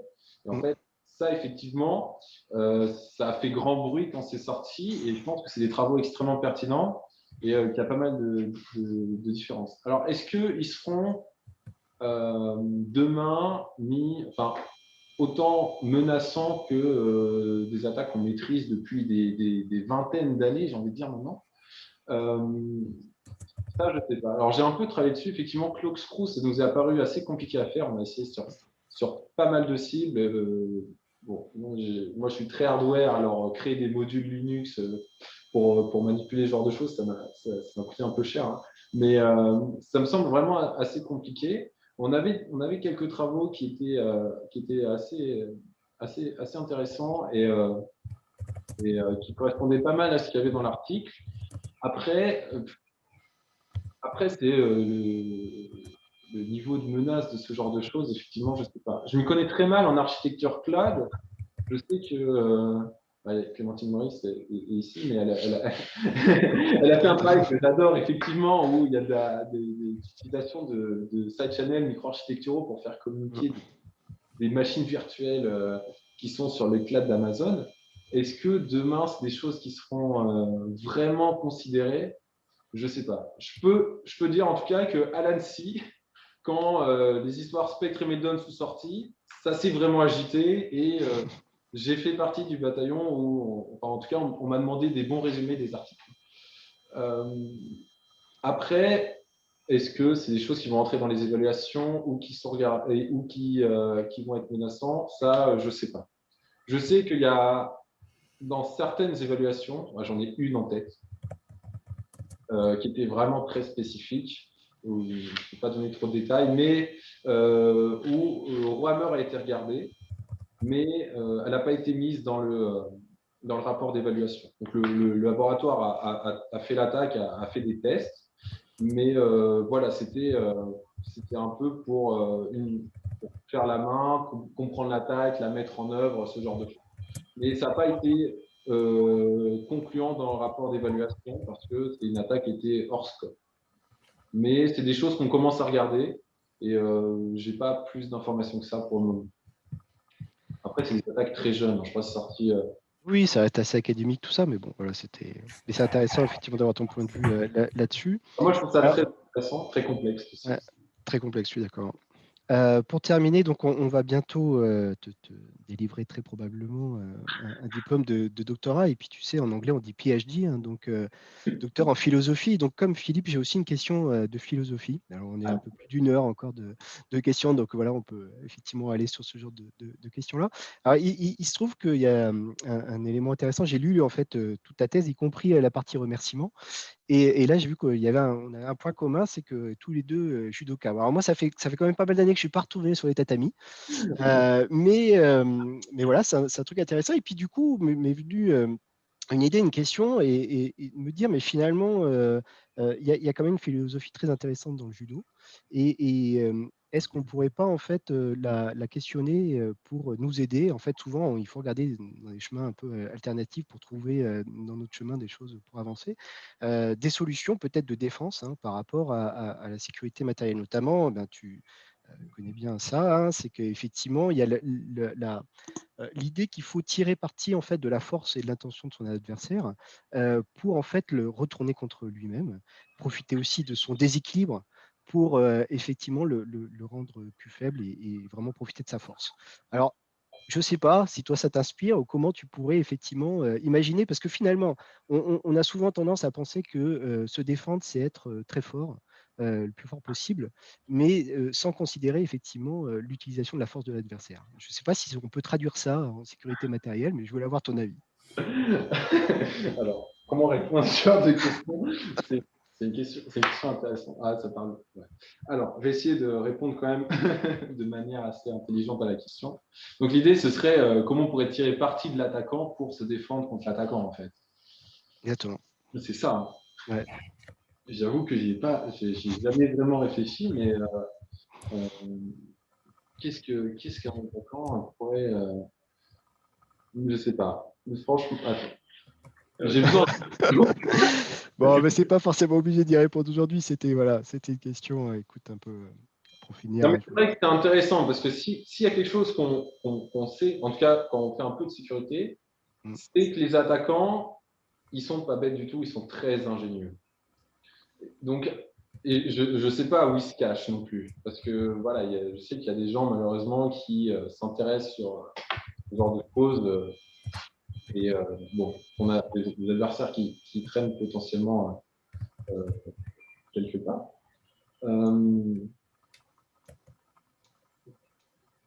Franchement, je sais pas trop. Je pourrais même pas dire c'est quoi leur plus grande force. Ils ont rien à perdre ou ils ont énormément. J'en sais rien. J'avoue que c'est une question. Il y a peut-être. Bon, bah, écoute, tu auras le temps d'y réfléchir pour les gens qui viennent. Voilà, en tout cas, je te remercie pour tes réponses et puis je vais laisser mes collègues prendre la suite. Merci encore. Merci à toi. Okay. Merci Lilian. Je vais passer la parole à Clémentine Maurice. Oui, moi je vais rejoindre du coup mes collègues dans ce jury dans les remerciements et félicitations pour ta présentation que j'ai vraiment trouvé très très claire. C'était hyper agréable à suivre, ça suivait super bien. La discussion aussi, je trouvais très très intéressante. J'ai appris plein de trucs au passage, donc vraiment merci beaucoup pour ça. Comme Karim aussi, j'ai vraiment apprécié le côté très complet et on va dire horizontal de la thèse où tu vas vraiment du matériel logiciel. On sent que tu maîtrises vraiment bien toutes les étapes de la chaîne pour vraiment réussir à faire les choses de bout en bout. Et puis aussi, comme ça a été déjà souligné, tout le côté expérimentation, on sait que c'est très très important, mais on sait aussi que ça prend beaucoup de temps.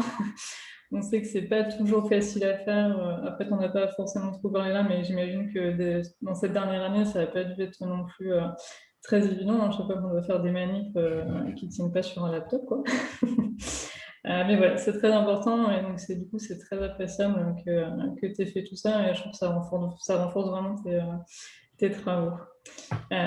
Du coup, donc moi il me restait quelques questions, donc c'est des questions assez générales j'ai l'impression parce que il y a pas mal de questions qui ont déjà été posées avant. J'avais une question au niveau de l'analyseur en fait de programme.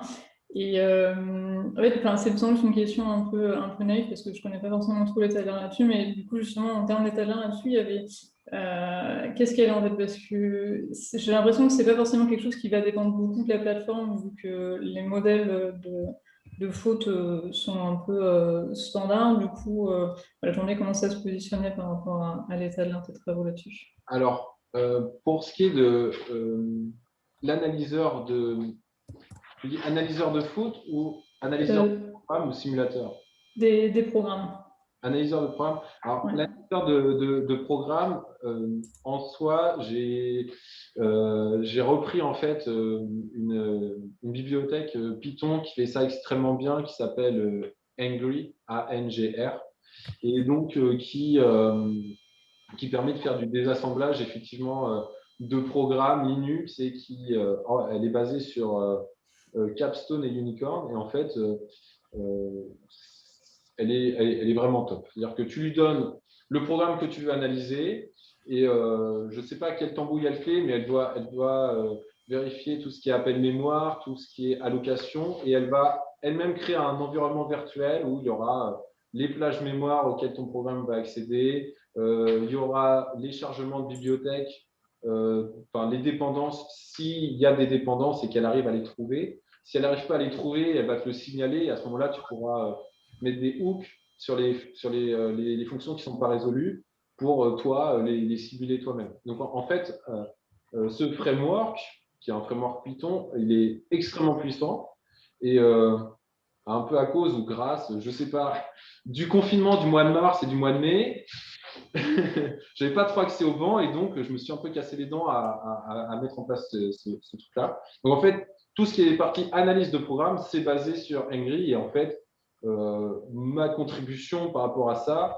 c'est tout simplement de la mise en forme pour pouvoir observer les programmes de manière intéressante parce qu'une des plus grosses problématiques que j'ai eues, c'était j'ai mon modèle de faute et je veux analyser un programme pour voir si ce modèle de faute il est exploitable, il peut donner un chemin d'attaque.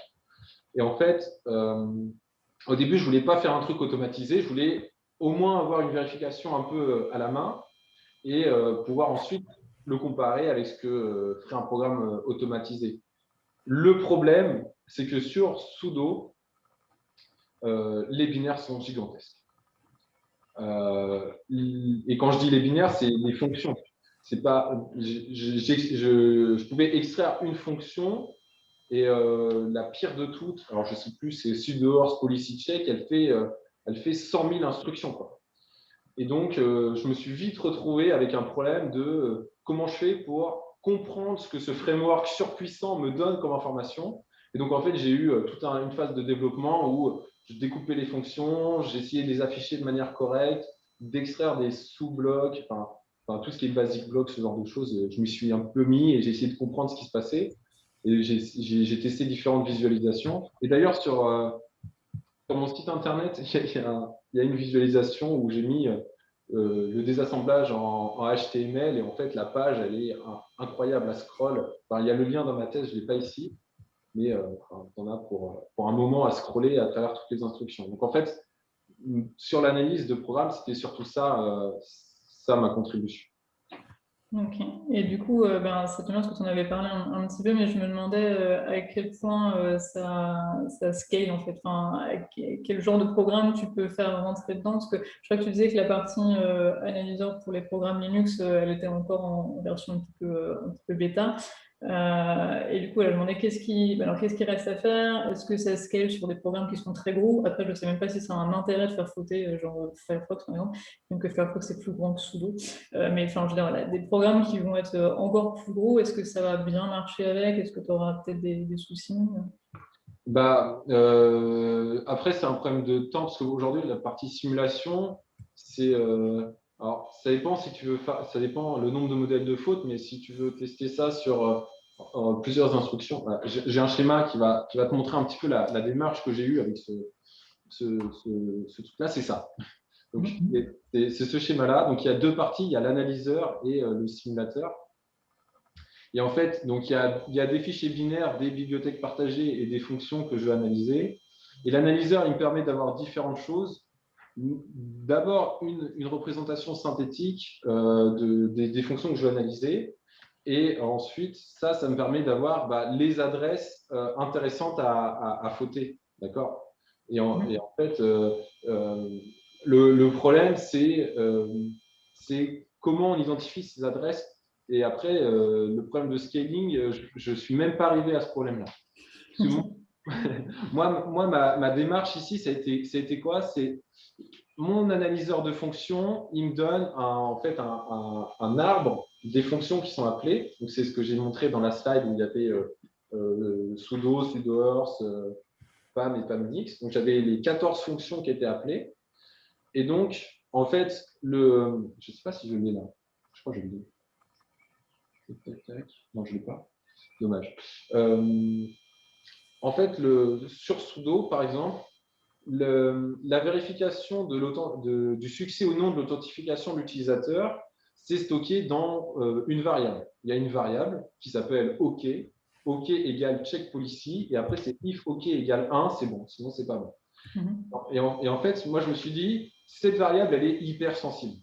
Donc, ce que je vais faire, c'est que je vais identifier dans le binaire du sudo dans quel registre elle est stockée. Et je vais remonter petit à petit pour voir tous les endroits où elle est manipulée.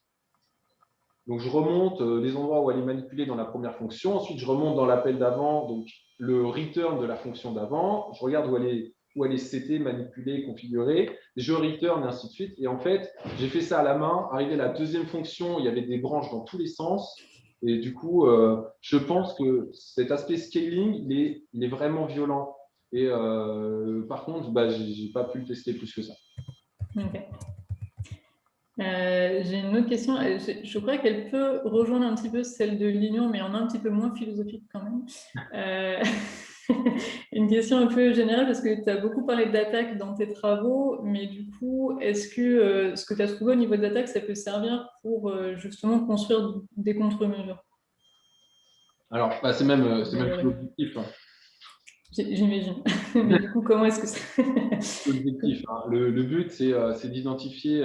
En fait, notre but final, c'est pas d'avoir des attaques. Les attaques, quand on les fait, elles sont juste là pour confirmer que les analyses qu'on a faites les analyses qu'on a faites sont relevant,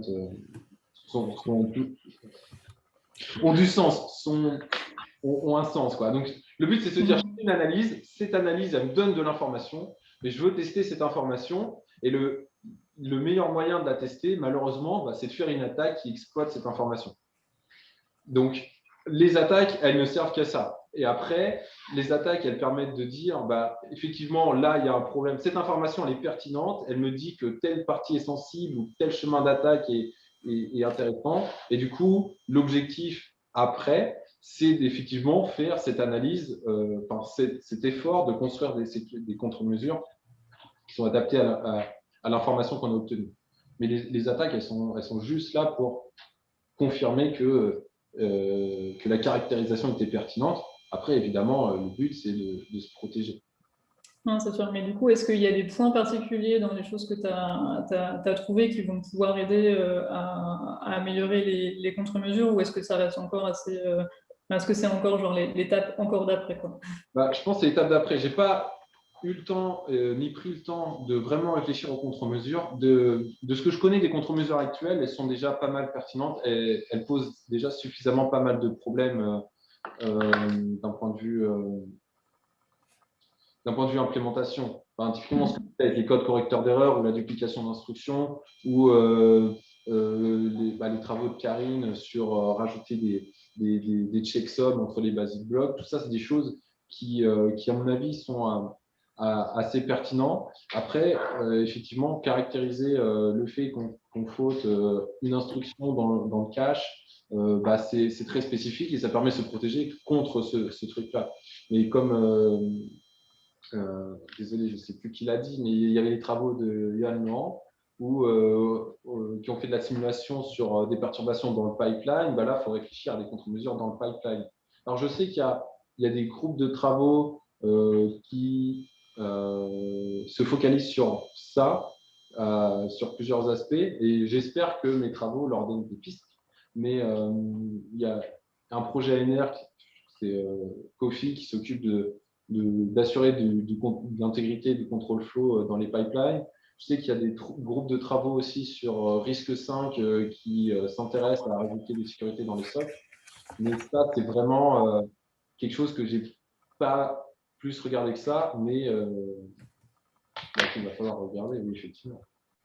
Et je pense que mes travaux, ils donnent des pistes sur quels sont les éléments sensibles, et même au niveau de l'analyse d'un programme comme sudo, savoir quels mécanismes du kernel peuvent impacter la sécurité d'un programme à plus haut niveau. C'est des choses qui, à mon avis, sont nécessaires à avoir en tête si on veut s'attaquer à de la contre-mesure. Et j'espère que les gens qui travaillent dans ce groupe de travaux s'y intéressent un petit peu. Ok, ouais, ça me paraît raisonnable aussi. Et il y a un autre aspect aussi qui m'intéressait, parce qu'on a beaucoup parlé de tout cet aspect un peu expérimental.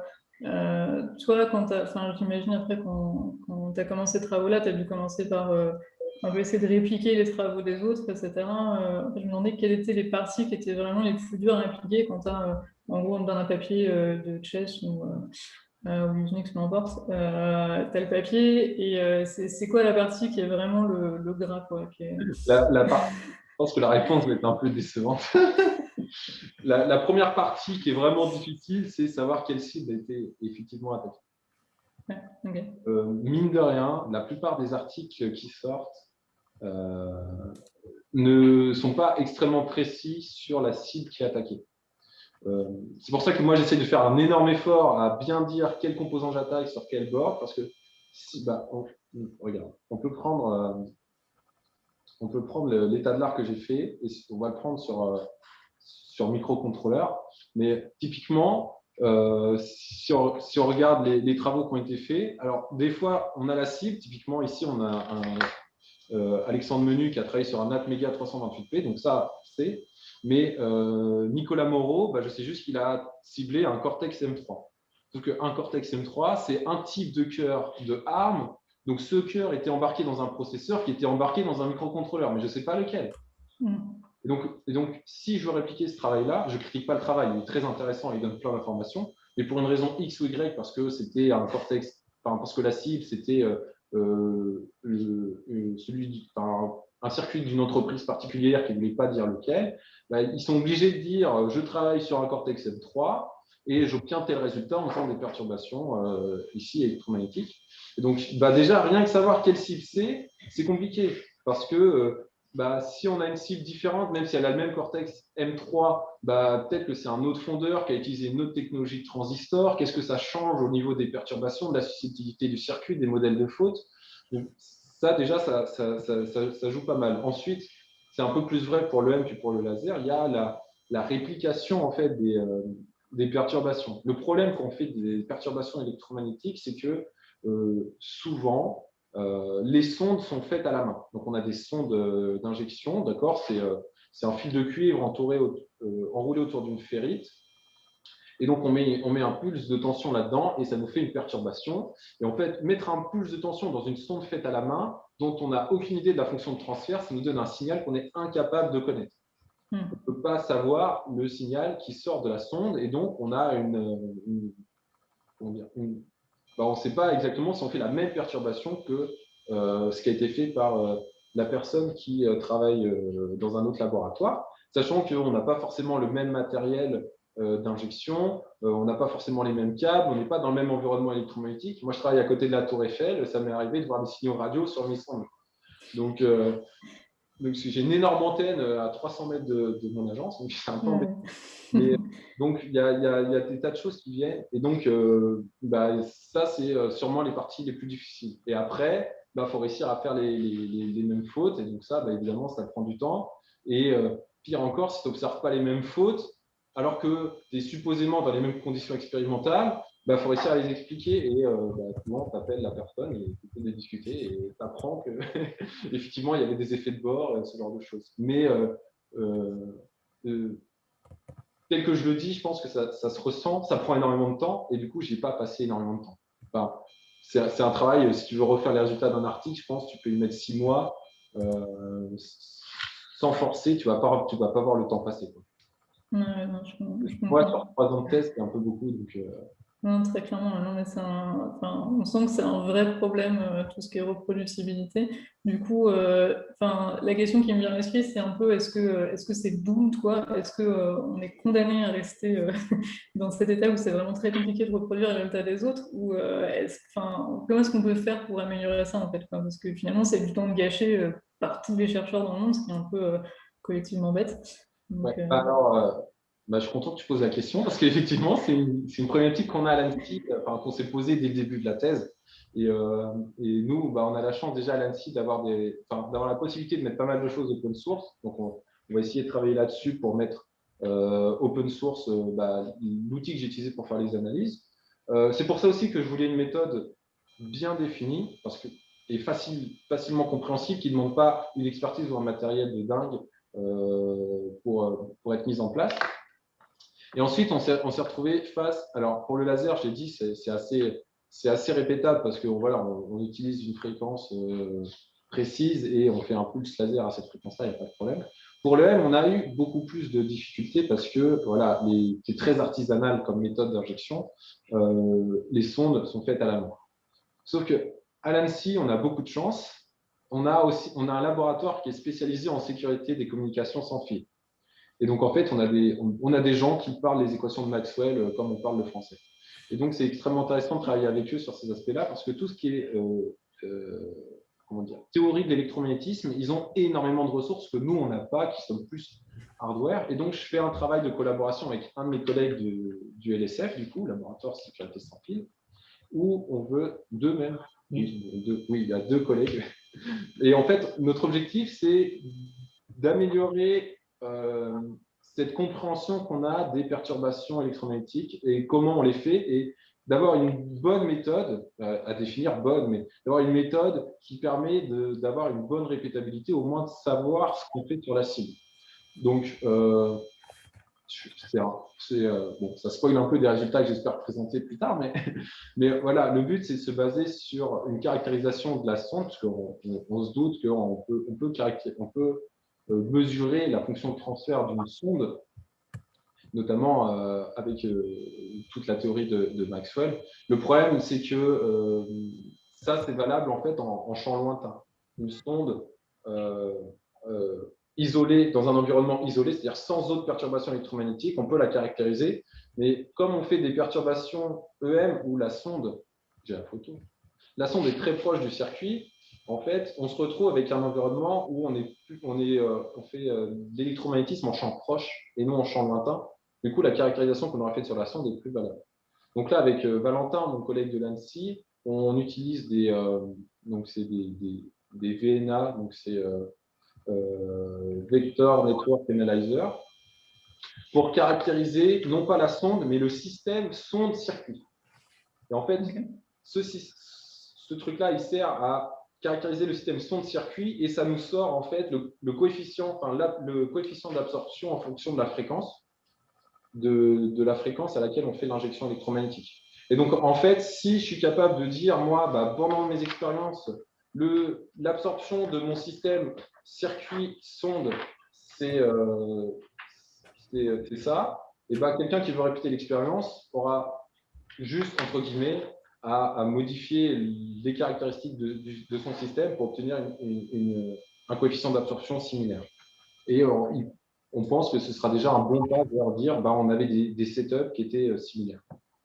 Ok, et du coup, j'imagine après, on peut faire des espèces de guides, quoi, pour un peu, genre, idéalement, si jamais on veut si moi je commence des recherches, quelqu'un commence une recherche, peut-être voici les pas à suivre pour que ce soit bien reproductible ou quelque chose comme ça. Est-ce que c'est quelque chose qu'on peut imaginer, avoir des petits guides comme ça? Oui, après, en réfléchissant avec mon collègue, on s'est dit, effectivement, si on arrive à connaître le coefficient d'absorption du système sonde-circuit, en fait, l'hypothèse qu'on a, c'est que l'énergie absorbée, du coup, c'est celle qui est utilisée pour créer des fautes dans le circuit. Donc, si on se place à des fréquences où l'absorption est maximale, c'est celle-là où on a le plus de chances de faire de fautes. Donc, effectivement, si quelqu'un demain veut faire des nouvelles campagnes de perturbation sur un circuit, on lui explique comment mesurer ce coefficient d'absorption, et on lui dira tu te places plutôt à des fréquences qui correspondent à l'endroit où ton absorption est maximale. Après ça, c'est spéculatif parce qu'on n'a pas fait d'expérience encore qui dit qu'on a plus de chances d'avoir des fautes aux endroits où le coefficient d'absorption est maximal. C'est des expériences qu'on est en train de mener. Mais on peut imaginer, oui, un petit guide qui dit on se place à la fréquence où le système absorbe le plus parce que c'est là où on a la plus grande chance de faire de fautes. Encore une fois, on n'a pas d'expérience qui corrobore ça, mais c'est une idée qu'on a en tête. C'est ça qu'on veut tester en ce moment. Ok. Moi, en tout cas, ça me paraît vraiment intéressant et vraiment important, quoi, d'un point de vue communauté scientifique, quoi, parce que si on a des qui ne sont pas très reproductibles, c'est un peu embêtant pour tout le monde. Et j'ai une dernière question qui rejoint peut-être un petit peu celle de Karine aussi. C'était, tu as passé pas mal de temps à essayer d'automatiser un peu le plus possible tout ce qui était attaque, etc. Et du coup, je me demandais aujourd'hui, finalement, dans les différents travaux que tu as fait, quelles sont les parties qui sont vraiment bien automatisées et dans quelle autre partie on a plutôt encore vraiment besoin d'un expert dans le domaine? Alors, dans les travaux que j'ai faits, la partie qui est le plus automatisée, c'est ce que j'ai présenté, c'est la caractérisation. Aujourd'hui, et je vais travailler pour essayer de rendre ça open source, mais aujourd'hui, tu peux prendre un Raspberry Pi et tu mets ton programme de test, tu le mets sur un banc avec une sonde, tu lui donnes les points à tester, tu récupères un fichier CSV et tu le mets dans mon analyseur et tu obtiendras tous les modèles de faute que j'ai présentés ici. Enfin, pas que les modèles de faute, les registres qui sont fautés, les valeurs fautées, le nombre d'instructions fautées, la probabilité d'avoir les fautes. Enfin, tu auras toutes les informations. Ça, c'est complètement automatisé. Et aujourd'hui, moi, c'est la partie qui me demande le moins d'efforts. Quand quelqu'un vient me voir à l'AMSI, il me dit j'ai un nouveau composant, je voudrais voir comment il réagit aux perturbations électromagnétiques. Typiquement, on peut imaginer, je sais pas, nos collègues qui ont travaillé sur Wookiee ou ce genre de choses, disent je veux savoir comment il réagit aux ondes électromagnétiques. Pas de problème, tu me le mets, je dis juste il faut qu'il réagisse à telle commande via une liaison série qui fait ça. Et ensuite, voilà, tu me prends le test, je le mets sous le banc, je le fais tourner 3 jours, j'obtiens les résultats et tout est analysé en quelques heures. Enfin, là, pour le coup, ça c'est vraiment rapide. Après, c'est toute la partie analyse de programme qui est compliquée. Parce que là, en tout cas, quand on est sur SOC, c'est vraiment lourd. Sur microcontrôleur, on a plus de maîtrise et il y a une plus faible variabilité. Enfin, il y a une moins grande variété de programmes. C'est souvent de la cryptographie, des algorithmes cryptographiques qu'on connaît sur le bout des doigts, modulo quelques implémentations et des vérifications de code PIN, ce genre de choses. Ok. Du coup, merci beaucoup pour ces réponses et puis pour la discussion. C'est tout de mon côté, en tout cas. Merci. Merci Clémentine. Je vais passer la parole à Patrick Haddad de ST Microélectronique. Ok. Alors, c'est bon? Vous m'entendez bien? Oui, très bien. C'est bon, parfait. Du coup, je mets la caméra. Ok, cool. Alors, merci Thomas pour cette présentation. C'était super, super cool. Je vais te dire un peu ce que je dis souvent, enfin ce que je dis tout le temps en fait. Quand je suis invité à un jury, tu vas voir, ton jury de thèse, enfin ta soutenance de thèse, c'est un peu comme, c'est comme le jour de ton mariage, quoi. Tu verras ça. C'est un des seuls jours dans ta vie où tout le monde va te faire des compliments. Et donc profite à fond. Malheureusement, tu n'as pas la chance d'avoir le pot de thèse derrière, donc c'est pas un mois qui va durer très longtemps. Mais bon, promis, dès qu'on peut, on se fait un pot de thèse, on s'improvise un pot de thèse avec quelques bières et tout ce qu'il faut. Okay. Déjà, je voulais te remercier, parce que je pense un peu comme tout le monde, pour le manuscrit. J'avoue que quand j'ai lu le manuscrit, je me suis rappelé un peu le trait de caractère qui avait fait que j'avais apprécié de bosser avec toi quand on avait bossé ensemble pendant ton stage, à l'époque où j'étais encore à Annecy. Voilà, que ce soit dans le manuscrit ou dans ta présentation, tu nous as baladé, tu nous as raconté une histoire avec une simplicité, une familiarité. Certains peuvent détester. Moi, j'adore, d'accord. Je trouve que ça ressemble un peu à Serge Gainsbourg, quoi. C'est une familiarité, mais tu connais ton sujet, tu maîtrises ton sujet, et tu n'hésites pas à dire pendant ta présentation, voilà, là on a gratté de l'information, je ne sais plus ce que tu as répondu à Philippe, non, il n'y a pas 36 solutions. Voilà, reste comme ça. C'est ce que je vais te dire pour commencer, reste comme ça. Ne change pas ce trait de caractère, c'est parce que c'est hyper, hyper appréciable. Voilà, reste comme ça. Donc c'est pour les bonnes, c'est la partie où je te fais tous mes compliments. J'ai quelques questions. J'avoue que déjà aussi, pour t'expliquer le contexte, donc en parallèle de ta présentation, là, on a un chat interne avec tous mes collègues de chez ST qui assistent, où en fait chacun dit un peu ce qu'il pense, commente un peu ta présentation en live. Et depuis tout à l'heure, les commentaires, les remarques sont assez dithyrambiques à ton sujet. Donc derrière mes commentaires, il n'y a pas que les miens, il y a aussi tous ceux des gens de mon équipe qui suivent en même temps ta présentation.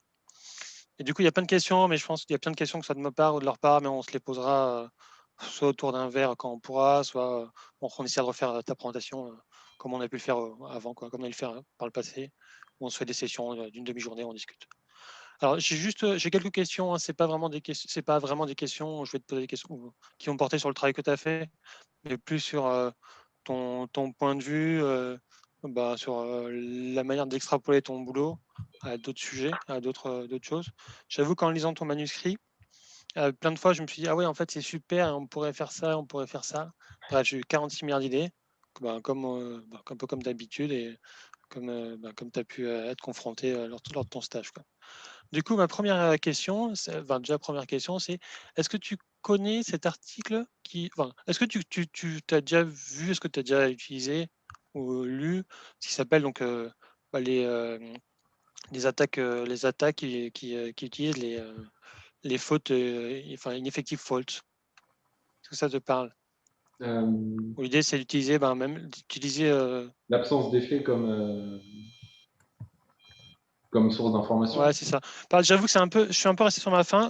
Ouais, quand tu parles, quand tu bosses sur l'AES, je suis un peu resté sur ma faim parce que bon, je me suis dit, ouais, il a fait une DFA, il a fait une PFA. Bon, merde, il aurait pu quand même faire autre chose, quoi. Est-ce que c'est des choses que tu as testées? Est-ce que c'est des choses qui n'ont pas marché? Est-ce que c'est des choses que tu n'as pas eu le temps de faire? Pour moi, comme certains l'ont dit avant, il y a un énorme boulot qui est fait. Et en 3 ans, il y a peu de gens qui arrivent à faire autant de boulot. Et si tu me dis non, j'ai pas eu le temps, mais je pense que ça marche comme ça, c'est une réponse qui me va tout à fait. La réponse que je te fais, c'est j'ai pas pris le temps. J'ai pas pris le temps. D'accord. Et à ton avis, est-ce que ça marcherait mieux? Ouais. Est-ce que ça marcherait mieux? Parce que notamment tout à l'heure, tu disais que sur le X86, par exemple, il y avait très très peu de fautes exploitables. Là, franchement, à dire comme ça, je sais pas. Je suis même pas vraiment calé sur la notion de ineffective fault pour attaquer la veste.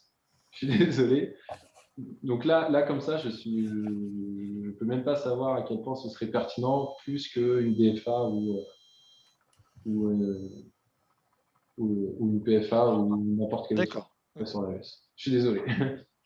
Ok. Non, mais ta franchise ne fait que te servir. Il n'y a pas de souci là-dessus. Et du coup, ça m'a refait penser aussi à autre chose. C'est, je crois que c'était à Chess 2020. Il y a eu un article là, qui a été publié par des gens de Rijnbourg, des Néerlandais. Le nom de l'article, je l'ai sous les yeux, c'est Fault Injection as an Oscilloscope, Fault Correlation Analysis, où l'idée c'était de faire des fautes. Et finalement, je vais simplifier grossièrement, hein. L'idée c'était de voir si en regardant, en décalant l'instant à laquelle tu fais ta faute, et si tu traces en fait en fonction de l'instant de ta faute, le success rate par exemple de ta faute, ils montraient que finalement tu retrouvais un peu la trace de consommation. Je sais pas si c'est quelque chose qui te parle. Non, ça ne me parle pas. Quelque chose que tu as vu passer? Non, c'est un truc que j'ai pas vu passer, mais effectivement c'est intéressant. Et c'était vraiment corrélé à la consommation du circuit? Parce que je me souviens des travaux de David Ouais, Elbaz. c'est un peu ça. Mais donc du coup l'idée que j'avais derrière, ouais, mais du coup, ça revient un peu à ce dont tu parles sur le boulot de David ou ce qu'avait fait Maxime Mado à l'époque, bref. Et l'idée derrière, c'est finalement, aujourd'hui, dans notre communauté de sécu hardware, il y a deux gens, il y a deux types de personnes. Il y a deux types de personnes, il y a ceux qui font des fautes, ceux qui font du side channel. Et finalement, c'est des gens qui parlent des fois entre eux, mais qui finalement utilisent les mêmes champs électromagnétiques. Et quelquefois, il y a eu des tentatives sur certaines thèses, tentatives de mutualisation des objets mathématiques ou même des éléments, quoi. Et ma question, c'est finalement, à ton avis, ce que tu as fait, qui est un super boulot. Qu'est-ce qu'on pourrait utiliser et comment est-ce qu'on pourrait utiliser en side channel? Tiens. Qu'est-ce qu'on pourrait utiliser et comment on pourrait utiliser en side channel? Ouais, ce que tu as fait par exemple. Tout à l'heure, tu parlais du boulot que tu fais avec les gens du laboratoire de sécurité sans fil, finalement sur les antennes. Mais finalement, est-ce que ce même boulot, on ne pourra pas le faire pour voir comment est-ce que l'émission se fait? Alors, je pense que le plus intéressant, ce ne serait pas forcément les émissions, mais plutôt pour faire du reverse de la microarchitecture. En fait, comme je fais les caractérisations au niveau de la microarchitecture, si je sais que j'ai plutôt tendance à fauter des registres et que j'ai un programme que je peux pas obtenir le binaire. Tu vois, par exemple, il y a un programme qui est vraiment à l'intérieur, et ben, on revient un peu sur ce que tu disais, en fait, sur les ineffectives fautes. Si je sais que ma faute a tendance à mettre les registres par exemple, à forcer les registres des opérands à R0 et que je faute ce genre de programme et que si j'observe pas de faute, c'est que c'est sûrement déjà R0 qui est manipulé. Enfin, on peut imaginer ce genre de mécanisme de reverse. Après, je ne sais pas à quel point c'est applicable sur des MU ou d'autres programmes, mais à mon avis, l'aspect reverse est plus intéressant que l'aspect attack side channel. Je sais pas si c'est clair. D'accord, ouais, c'est intéressant. Bon. Mais moi, non, c'est très clair, c'est très honnête, très clair. Je ferais plus des choses comme ça. Typiquement sur un secure boot, tu vois, où tu ne sais pas quels registres sont manipulés et tu ne sais pas trop comment ça se passe. Tu aimerais bien récupérer de l'information. Donc, savoir que tu n'arrives pas à fauter, ça te donne de l'information sur les registres potentiellement qui sont manipulés. Je comprends ton idée. Bon. Après, Je trouve que c'est vachement intéressant. Ouais. J'ai pas plus d'idées que ça. Mais à mon avis, c'est plus. Voilà, il reste encore 2 personnes derrière moi. Je ne vais pas tomber tout plus. Ça fait déjà presque 3h30 que tu es dessus. Je pense que tu as le dos dans ta gourde. Bon, merci en tout cas. Merci à toi. Et merci Marie-Laure de la présence. Merci Patrick. Je vais passer la parole aux encadrants. Donc Jessie et Guillaume, je ne sais pas comment vous arrangez. Jessie d'abord. Pour nous faire quelque chose d'un peu compact aussi. Jessie, tu dis 2 mots et tu dis 2 autres mots et puis voilà. Ça va, déjà justement Guillaume, merci pour être venu me chercher pour l'encadrement de cette thèse. C'était sympa de ta part. Et puis surtout, merci pour ton encadrement, parce que moi étant à Grenoble, Thomas étant à Paris, mon travail d'encadrement a été epsilonesque par rapport au tien. Donc ça, j'en ai bien conscience. Donc un grand merci à toi, Guillaume, pour avoir coaché Thomas. Et puis aussi, un grand merci à Thomas pour ton travail, pour ton dynamisme, pour ces 3 années de thèse, pour tout ce que tu as fait, c'était très bien. Pour ton manuscrit aussi, qui est de très bonne qualité. Pour ta présentation aussi, qui a été très didactique et très agréable à écouter. Donc voilà pour les remerciements. Alors moi, je n'ai pas de questions, parce que j'ai eu la chance de suivre pendant ces 3 années, donc je vais passer la parole à Guillaume. Mais donc, merci pour ces 3 années, pour ton travail. Voilà. Merci aussi à toi, Jessie. De rien. Bon, mais pour ma part, j'essaie d'écrire des bouts de phrases que je pourrais te dire. Pour être honnête, je ne sais jamais comment remercier les gens. En tout cas, j'ai passé 4 ans. Peut-être que le mot exceptionnel est un peu fort. En tout cas, j'ai pris plaisir à travailler avec toi pendant ces 4 ans. Ça n'a pas toujours été facile. Même si tous les membres du jury sont plutôt unanimes. En tout cas, c'est comme ça que j'ai ressenti sur la qualité de ton travail. On n'a pas toujours eu des mots aussi doux. Ouais. Tu le sais très bien. C'est vrai que certaines de tes réponses m'ont fait réagir. On en reparlera, je pense, après. Voilà. Moi, je me suis posé juste une question, même si je t'ai harcelé de questions pour Marie-Laure, c'est plus une question philosophique, évidemment.